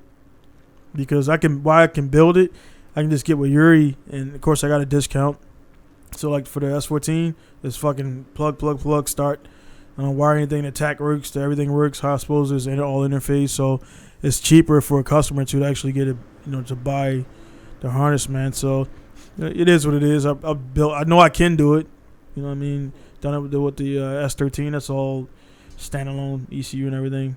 So separate from the body and everything, but.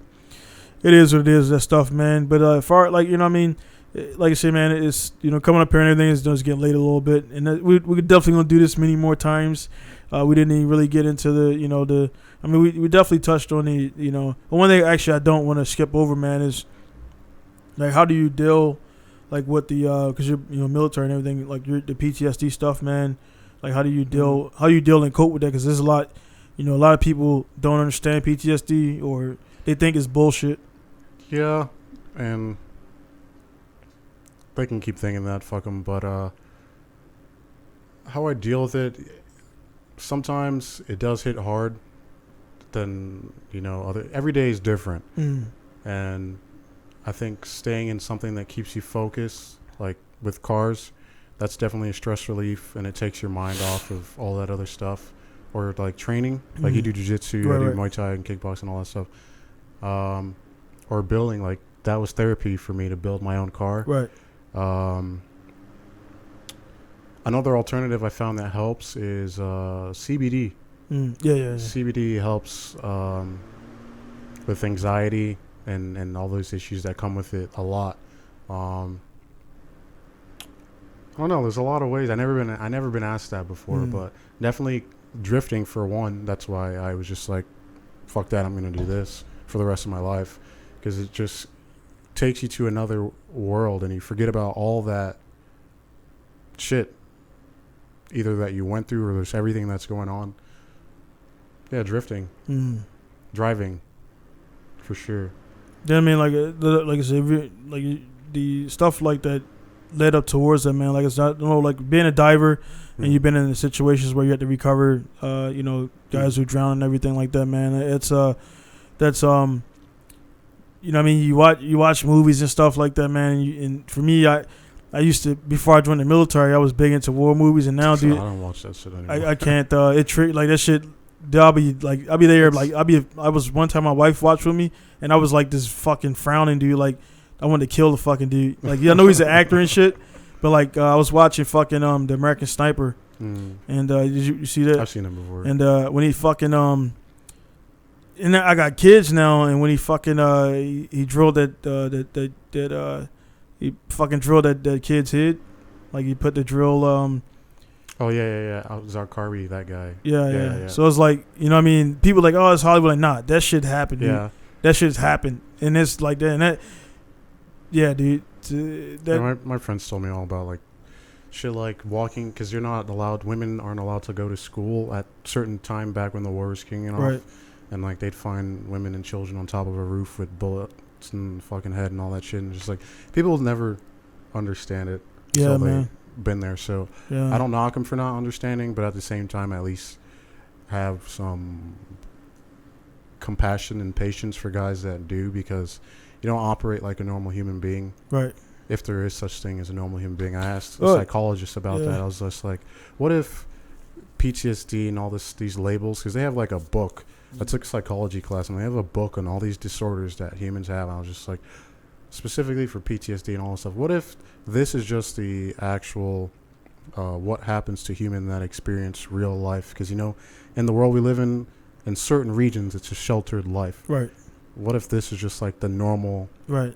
Like saying like back in the day, like when when you're back in the Gladiator, which is one of my favorite periods, the Roman shit, the Roman Empire and everything. It's like, dude, that was your odds of being killed or fucking maimed, but it was like great daily. You know what I mean? Maybe like there was like some times and periods between wars and stuff like that, but back then it was like you said, man, it was like I'm talking about like back, like how lions and tigers think in the jungle now. We were when we were at that right stage. Oh yeah, like the cave. Like just straight out the box like that. What if we're just programmed to, this is how we react when you're back in your primitive state of mind, not this sheltered life. So there's a lot of things that I think about when it comes to it, but because you can't just box it into one thing. It's everybody's wired differently, right?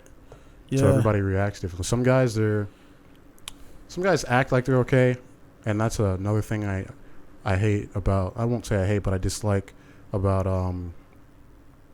the military culture of, say, when you do try to seek help, you're either gonna get shit talked to you and people are going to look down to you and make it seem like you're weak, but like, no, go get the help that you need, because sometimes talking about it is actually very therapeutic. Yeah. I know some people don't talk about it because some people don't understand it, so they keep talking about it and no one understands, and it's frustrating. Right. But yeah, man, sit down with a vet that's been through similar situations with you and just offload because someone out there will understand you, and it takes a lot of weight off your chest. So yeah. I like, man. One thing I would like to get a. I know it's got to be somebody in Misawa who's a fucking Vietnam vet, because I actually want to reach out. I don't want because I know like a lot of guys from back there, they don't like to really talk. They really don't like to talk about that stuff, man. So I want to try to reach out to somebody who was like either in Vietnam or like in the military at that time frame, because it's different. But even back then, man, like people was like, oh, military changed. Like the military's been a military since military started. You know what I mean? Again, you watch a lot of stuff, read a lot of stuff about how like the Roman, like the troops would be rebellious against their commanders and shit for doing dumb, like half the shit they were doing, like they were. When you look at it, like they were doing the same thing we were doing. We were getting paid to do a job, and they kicked that money back.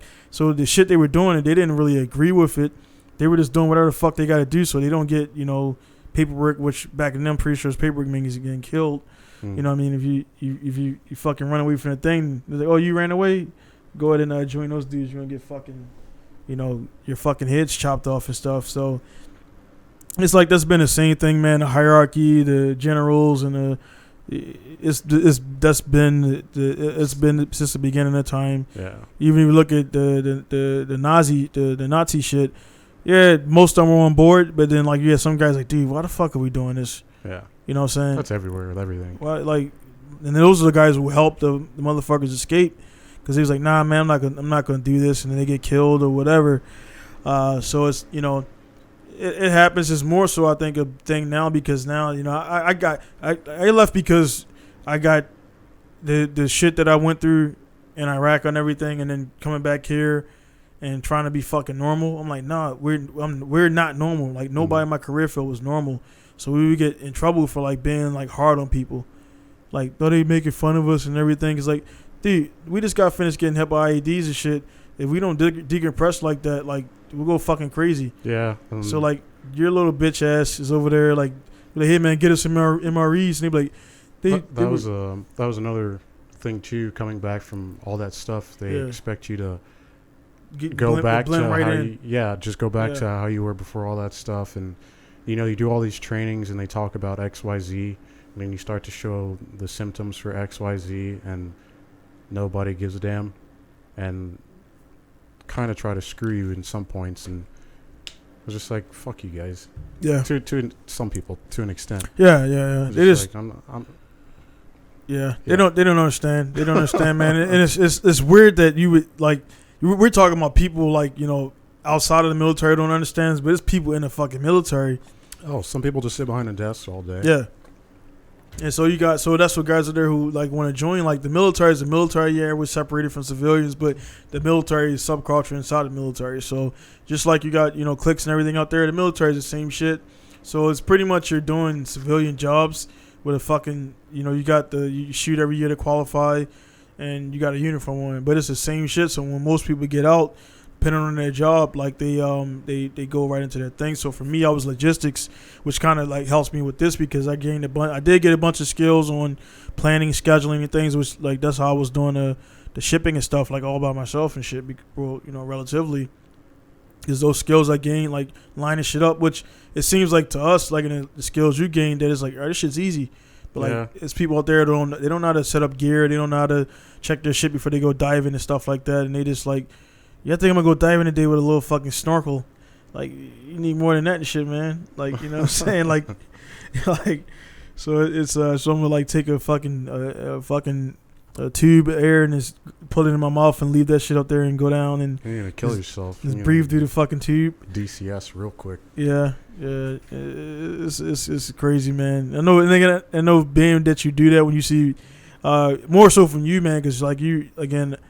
My shit was a little bit different. It was on land, but I'm pretty sure you see like movies of people doing shit, and you be like, nah, that's not how it works. So,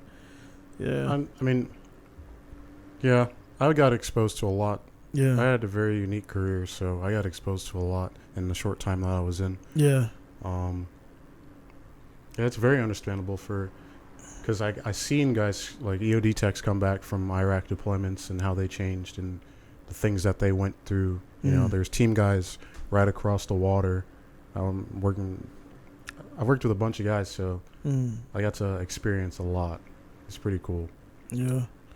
Yeah, I definitely would. I mean, it's it sucks we went through that stuff, man, but I wouldn't change it, man, because it made me like kind of more. I was already before I came in. I was already like I was already a strong person, and like the stuff I went through. That's why like when people be bitching about stuff, I'm like, bro, like your life is fucking easy, man, and that's why because I'm a small business owner, so anybody I come in contact with, I feel like I have to educate them because they feel like when they deal with me, they're dealing with like fucking Toys R Us, like some big chain fucking. No, you're dealing with me. There's only one Pinku style in the whole fucking world. So when you contact me, you're dealing with me. So I don't have time for that. Like I said, that customer's always right bullshit.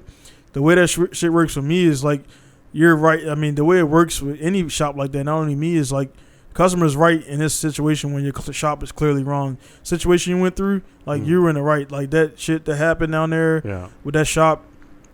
Like that, you weren't like losing my shit or trade my shit off. Like they did that. Yeah. You know what I'm saying? That wasn't like, It was pure intentional. I went there with respect, and I was just like, I just had to sit so down. So in that case, you're definitely, you're 100% in the right. And they're fucked because when a shop fucks up like that, when they fuck up, and the guys are there who are watching this, know this story or whatever, it was all posted up. He shared it around about the situation with the shop down there in Yokosuka or whatever. Like that's a situation where they're lying to you that, oh, we're gonna do this, we're gonna do that, give you wrong parts back. This is me. I reached a certain level that this is the way I see it. This is me. I grinded my way here to get to where I'm at. I haven't even, I spoke about this. I'm blessed to be where I am. I have awesome sponsors, sponsored by Don Pinku Style. Yeah. I have, Valeno Tire backing me as well, and that's more than a lot of people have that have been competing for a while. So it shows that somebody's watching and somebody sees potential. So for me to have these two things where someone spent 10 years of their life and they couldn't even get a grasp at that, I understand where I'm at. So I see, there's jealousy all throughout anything. Always. For that to happen to me, it kind of let me know it's like, oh, I'm a threat to you. Right. Because if he wasn't, they wouldn't even be like, oh, whatever. Yeah, they would have just whatever. But to purposely sabotage something as big as that and take it to that level is just like, okay, I see. It is what it is. As upset as I can get about it, it is what it is, and gotta move on. Yeah, I mean, it's the same thing. It's with the shop and everything, man. Like being that it's not a racial thing, but like just being an American, I get the people who come here thinks, but the guys, like, considering the amount of the volume of people that's here, that's in the cars, they won't come here for the simple fact because I'm stern. I don't allow them to fucking. They don't pick their hours. They don't pick their times. Like I don't. My wife was like, oh, you should be like, I can test everything because if you tell the guys like, hey man, I'm gonna come on Saturday. I'm like, no, actually, no, the fuck you're not. Because number one, Saturday and Sunday I'm not open. Saturday, if I'm here, is by appointment only, and any day you're not going to tell me you're going to fucking come here. Like, I'm waiting. Like, I'm like, hey, man, I'm waiting for Johnny to come by. Like, nah, bitch, I'm out here doing this shit. I'm here. Like, I told this one cat downstairs, I was like, what time you wake up? Because he was like, he just wasn't getting it. So I'm like, I had to go there with him because he was like figuring that I should be doing this and doing that. I'm like, number one, you don't have a reservation. Number two, what time did you wake up? I was like, cool. I was up at fucking 3 o'clock, 3 a.m., already up. You went to fucking, you were still asleep when I was up, and then you went to sleep when I was fucking still working. And then you come here, you just pop in and shit and happen to be like, I happen to be in the office, so he figured maybe I was answering email so I can get back to these Pistons and whatever the fuck I'm doing. So dudes, like, they got this thing like where they matter. I'm like, nah, dude, like, that just doesn't work that way, man. And like, it's the young guys, man. It's the real young, the 21 and 22 year olds. Something's going on different with how they've been taught in school and how they've been raised, man. It's like, hey, man, you're dealing with like, even like your age, late 20s. I'm 37 now. It's crazy the difference between a 37-year-old and a 22-year-old. Like, it's crazy, but we're actually not that far apart. It's not that far apart. Even there's some 25 and 26-year-olds out there too. I'm like, dude, what the fuck is up, man? Because we're more closer. And then I've dealt with some dudes that are older than me that are fucking so it don't really matter. It's just like the logical, and they feel like their car is the only one in the world. And I'm like, nah, dude. When I get rid of your car and kick your car out, short of not having no issues, we're done here. Like, there's no relationship. So I get customers trying to add me on Facebook. Don't even unless we build. Cause some customers do become cool, but they understand that there's like a professional boundary. Yeah, and the ones that respect that or can, I'll continue it. But there's ones that kind of they talk a good game, and then you add them, and then hey man, like, hey dude, I told you don't fucking, what I mean, there's we're not on that level where you can hit me up with my box ever. So I got actually that happened tonight. 2 guys an email, they had a good email, and then I guess they figured because the email was cool, they can add me and shit. Like, Bill Gates don't fuck with you when you buy your Microsoft. You know what I'm saying? You know what I'm saying? I got Windows shit everywhere. I can't hit up Bill like, hey man, what's up, man? I stole your shit a lot of times, but I finally bought my first couple copies of real Microsoft Office and shit. But it is what it is, and I ain't meaning to get on the business shit 'cause I do talk about that shit a bunch. Yeah. I realized that one day at Yamanashi, because the shop owner he doesn't talk to anyone really, like ever really, unless he's dealing with internal affairs at the shop. And then after the track day, he was just like, "You're a good driver," and that's all he said to me. So I was just like, "All right, I know you see me." Yeah. So it's just like it was a whole experience, especially now getting into the drift world, to really open my eyes. I won't say back up, but open my eyes up to possible things that can happen in the future. So it's a give and take. Lost a lot, but gained a lot as well. Gained wisdom, but lost money. Yeah. Yeah, that'll definitely happen, man. Unfortunately, man, the money thing is like, it's weird, man, because like, I definitely value my stuff, man, but it's like you get to a point where it's like this shit's gonna go somewhere anyway. My thing with the PTSD, man, to kind of go back on that, man, I'm really always kind of go because I lost so much time in Iraq, dude. I lost so many fucking moments where if I wasn't doing a mission, we were just fucking sitting around, sitting in a tent, waiting for a mission to come down, or we sitting on the fucking highway in the darkness, being watched by snipers, waiting for EOD to show up for 8 hours. You know what I'm saying? Then by the time they'll blow shit up, like, oh fuck you, everybody sleep. And I mean, you got the combat locks on, so you can't get kidnapped and shit. But we're not supposed to be sleeping, but it is what it is. But we see a big ass flash and shit, then like, all right, we can move on. So it was like 7 hours ago, you can't move on because that bomb wasn't. They had to get there. They got to load up. They got to do all that shit. Get there, explode it, make sure it's clear, make sure there's no other shit, daisy chains. But it was like you rushing to your death, so you're just gonna sit there. You know what I'm saying? So it's one of those things, man, where all that shit, man, over there, man. Again, I'm grateful for what happened over there, and then for me personally, man, watching all those fucking movies and everything and doing this, like, man, what would I do if this happened? I've had shit blow up on me. I've been with guys who, like you mentioned, that guy who fucking just took off when you guys the tool bag. I've been in situations where it's fight or flight many times, and I've had some co-drivers or whatever. They start panicking. I'm like, dude, what the fuck you doing, man? Yeah. Like, motherfucker ready to like stop driving and turn off into the desert. I'm like, nah, we're gonna go straight. Like, you know what I mean? This actually was an Army cat because I was Air Force and everybody make fun of Air Force, and this dude, man, talk all this shit. ID went off. This motherfucker didn't know what to do. He was looking at me and shit. I'm like, dude, drive, motherfucker. Like I'm actually falling asleep because it's boring as fucking ID go off. I'm like, all right, I sit up, hit the 911 button. It marks the grid coordinate, and then when you get to the next base, this grid coordinate, whatever November Hotel, Lima, whatever fucking Charlie, blah blah blah. We got hit here. So now that shit goes from there to the Pentagon. We got hit here, so it becomes a pin on it. So having that, it was cool as fuck, man, to see like the data you gave on the next sit rep. So it was just showing all the shit, the activity. You got guys here. So it was like, man, I'm like, this shit I'm watching on the movies. And then, like, when shit actually blew up on me, when we got hit by mortars, like mortars is coming in and they're fucking like, we're here and it's like 10 feet and you just see fucking mortars dropping and shit. And it was like, man, for me, it just felt like I don't know. It's weird that it's even a cool thing to feel like because nobody want to be in that situation. But it just gave me like if shit goes down in the world situation, I'm not gonna be a bitch. That's just same thing for you. Yeah. It'll go down. You've been in situations where you can be like, no, I don't want to do this, but you got to do it, man. And some people can't. Like again, like that dude who you said was a fucking Navy SEAL washout, and then that right there just means you're a washout in life right there. Yeah. When you wash out of the SEALs, then you wash out of that, like you're just not what you think you are.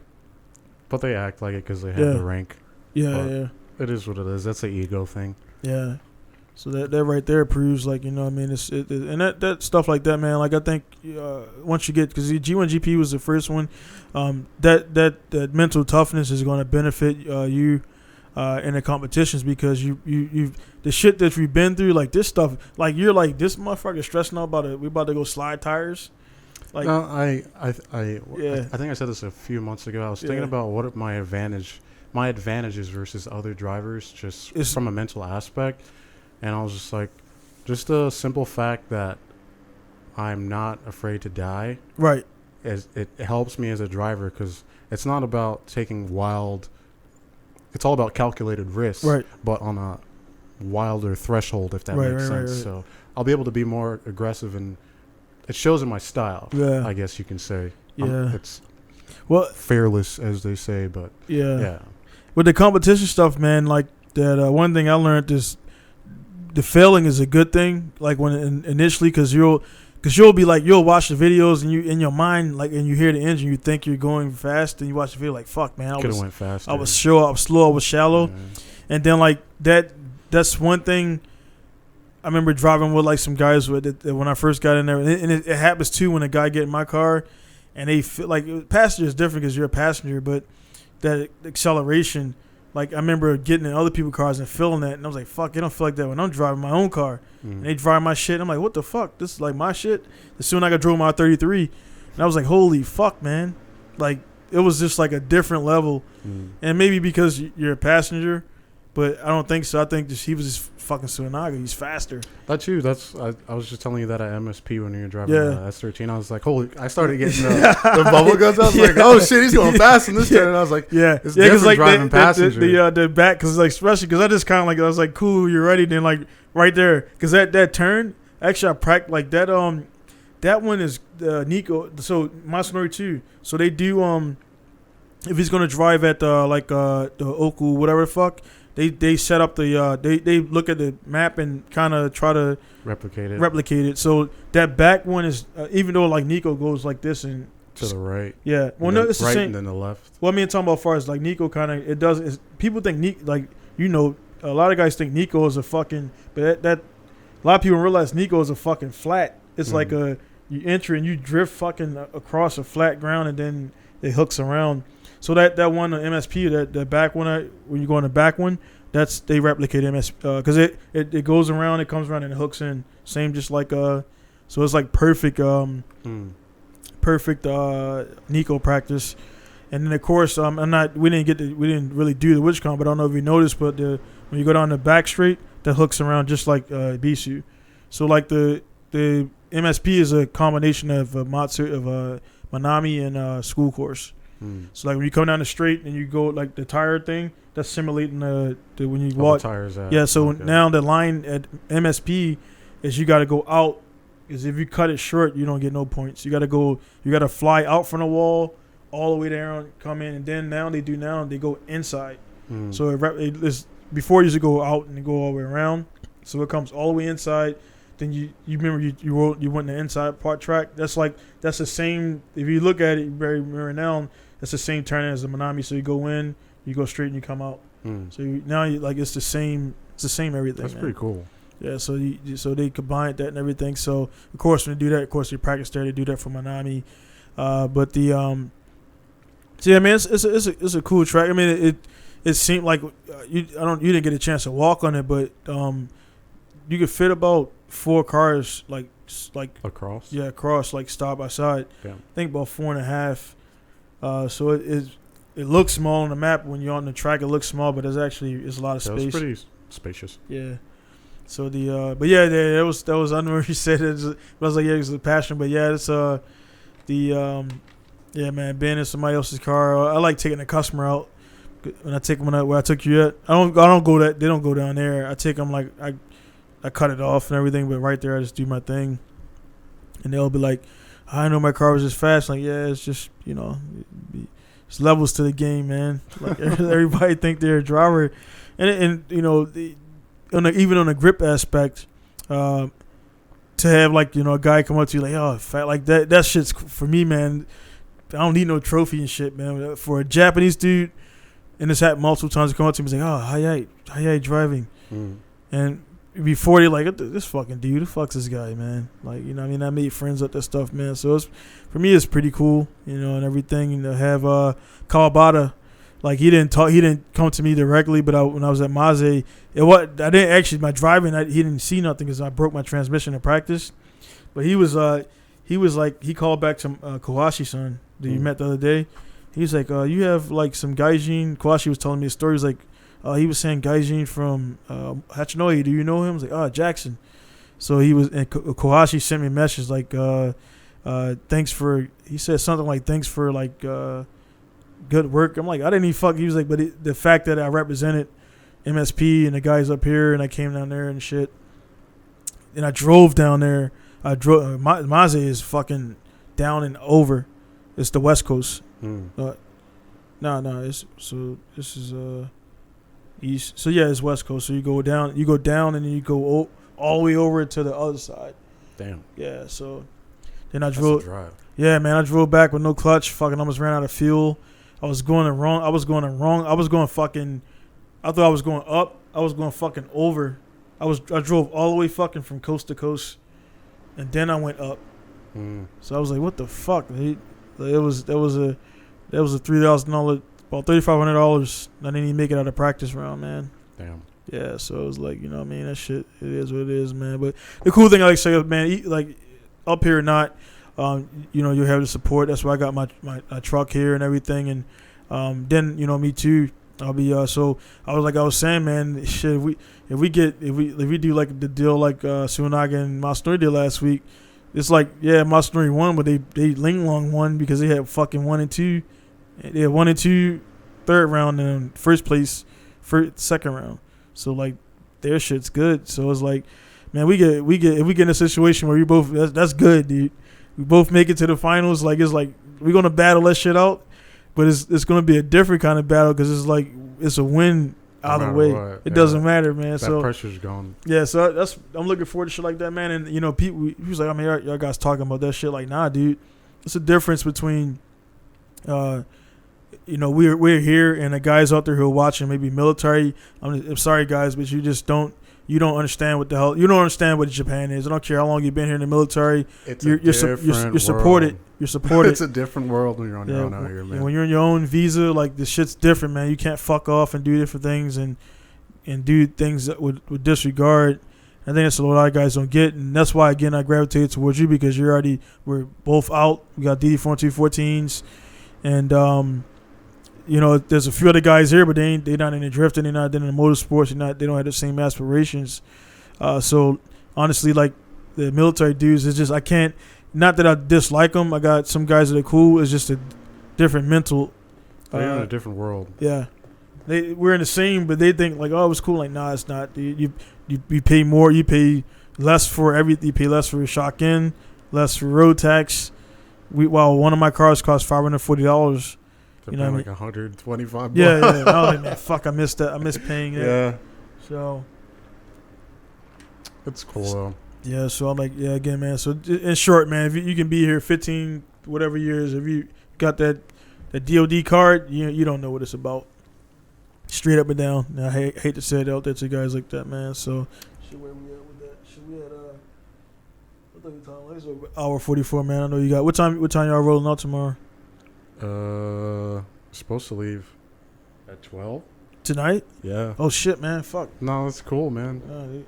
You can leave at like 2. That's cool. Yeah, shit. I'm gonna get you some sleep and shit, man. So shit, man. And that's why I thought you were leaving 12 tomorrow. No, we're leaving at night. I'm not driving through traffic. Okay. Fuck that. Yeah, man. So shit, man. I get tired driving during the day. Shit, that's weird. Yeah. Yeah. Was the night I drive in the daytime, man, because the fucking the nighttime, man. I mean, I do it, man, but I don't. Again, it's 2011.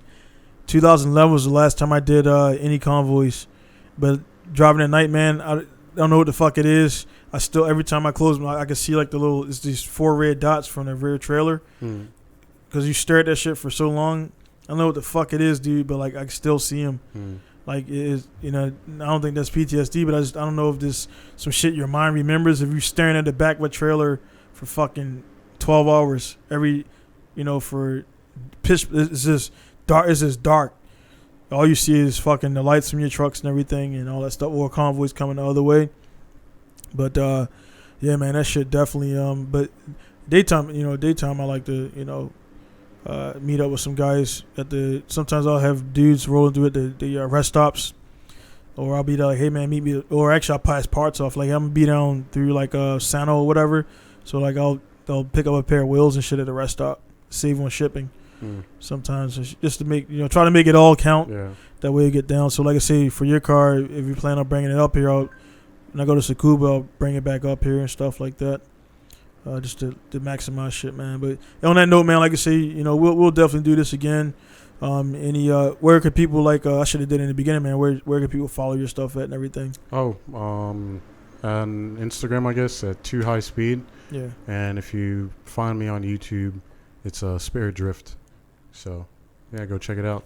Yeah, and that's one thing I wanted to touch on you with that, man, because I know it's some conflict with that. With the Spirit Drift thing and everything, so we talked about. Yeah.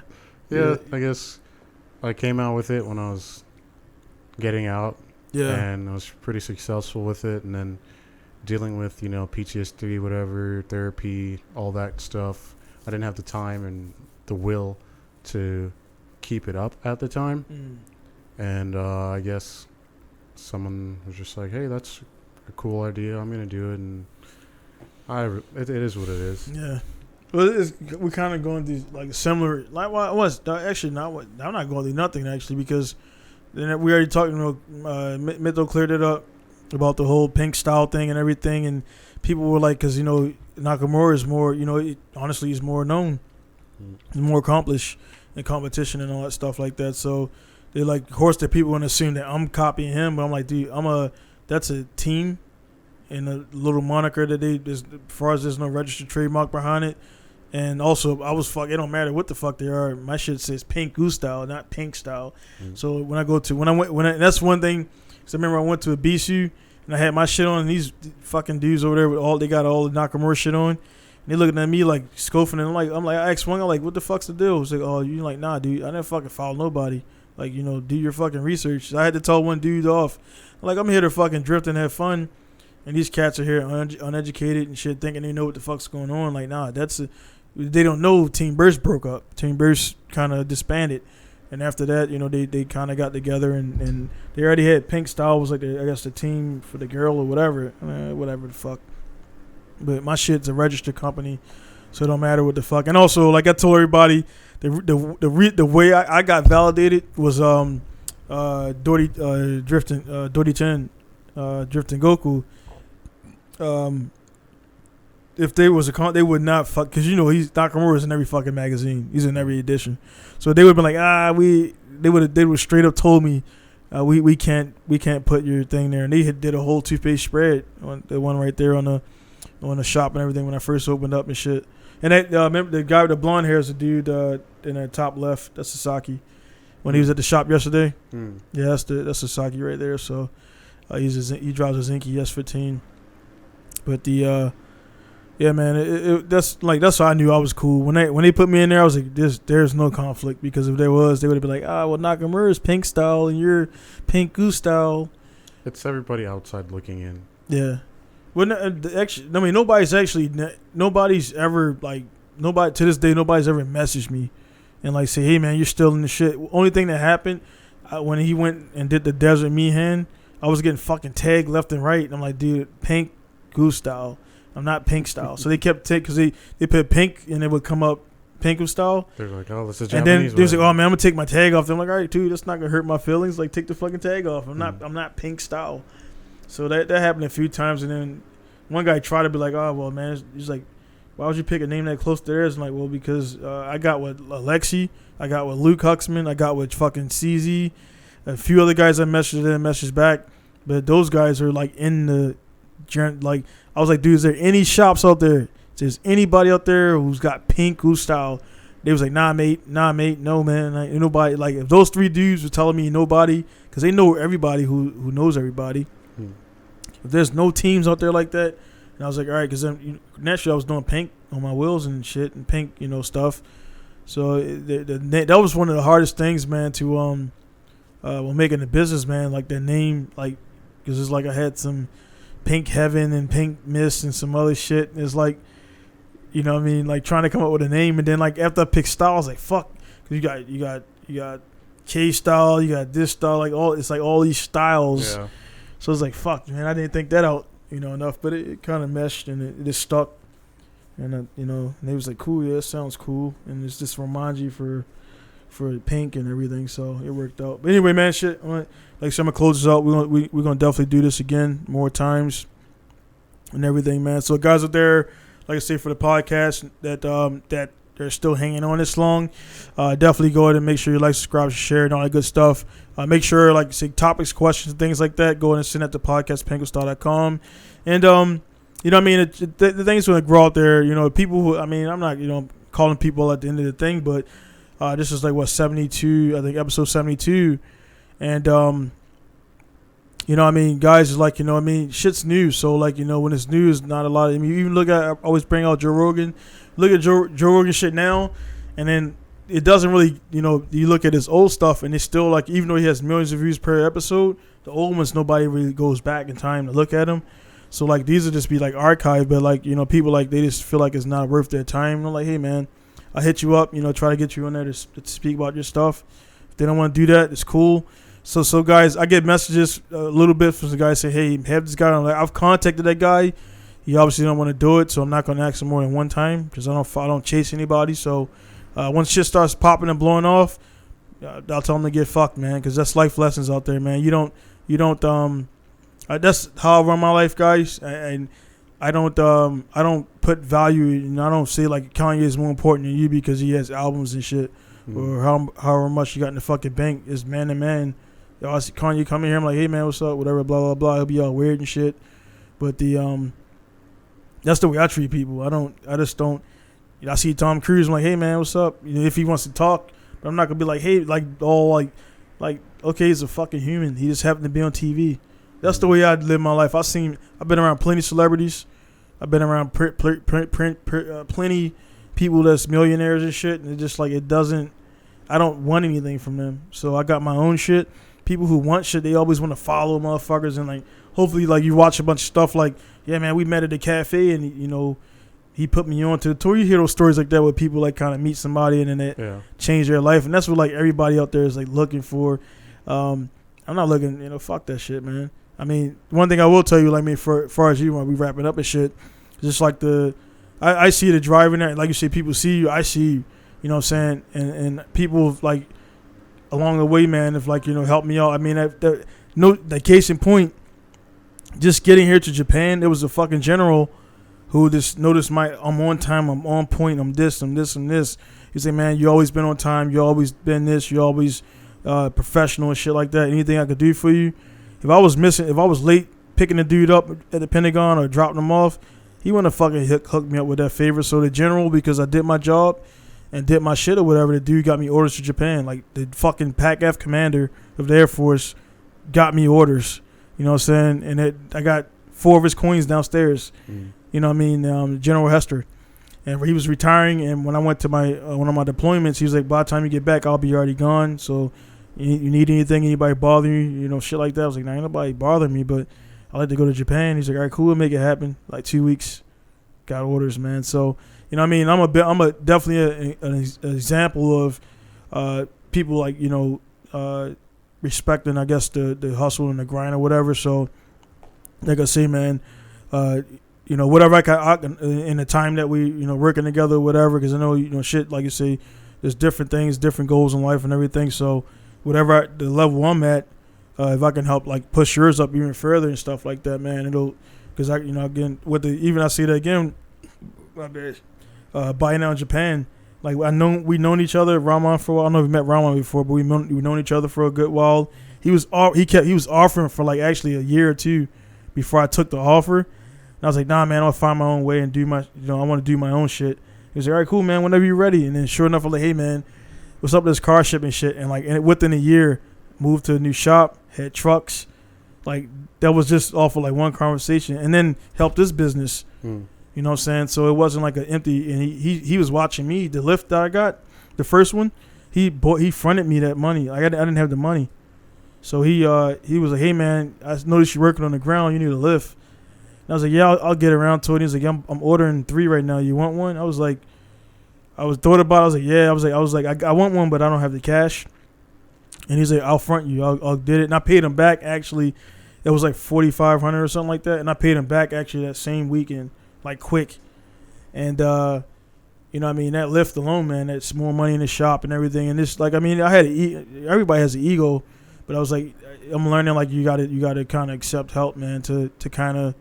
Yeah. Yeah, because if I didn't do that, man, honestly, I could say firmly I would not be in business right now, believe it or not. Like, because the motorsport, the fixing the cars alone, like that last year, that shipping stuff alone, man, kept me open.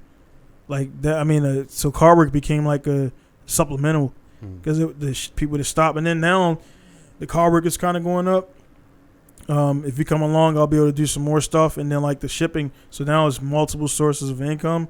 So that's how you grow, man. So like, for the guys out there, again, you can be strong-minded and shit out there. I do a lot of stuff. Everything you see actually currently right now, as of right now, everything that you see, videos, Instagram, that's all me, man. All the videos, everything you see is all done by me. If I get a team, of course, I'm going to give those guys their props. I'm not going to act like I'm still in that work and shit. But as of this moment right now, everything you see is me. I like it that way because it gets done, you know what I'm saying? But at the same time, it's like you got to get good people, man, and you got to get a good team. Get all that stuff going, man. So expansion, you know what I mean? So that's why I was like, definitely get up here, check it out. And I'm definitely serious about the whole situation and the move up here and everything and make it. It's going to be, I don't, like I told you, man, I don't do that shit where dragging people along and like, nah, it's just going to be more than worth your while. And it's going to be in a situation where it's something that like is growing your shit, man. Because again, I worked in a few shops and they were like, stringing me along, still in my work. I'm doing swaps. I was just working, basically promised shop time. And I try to pull my car in there and work. And say, hey, man, what you doing, man? What you doing? I'm like, dude, I just fucking wired this whole car for you and shit and made you like however many $1,000. You didn't pay me any of that fucking money. I just wanted shop time. So I was like, yeah, and I was in a situation like that. And I was outside. I started doing a clutch job outside the shop. I'm like, dude, my car was sitting on the side of the shop for like 3-4 weeks. I just need to lift and shit. And I was like, fuck this.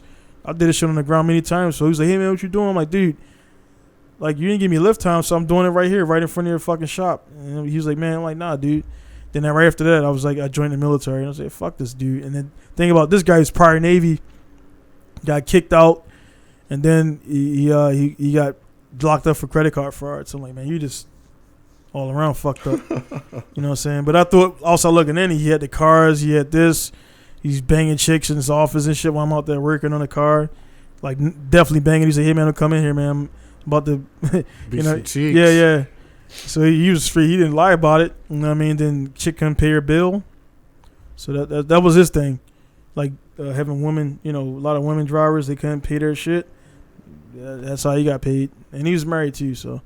Yeah, so it was like, I had to get away from that fucking guy, man. So I heard he's still out there doing his thing. Or whatever. But anyway, man, we're supposed to close out and everything, man. Guys are there.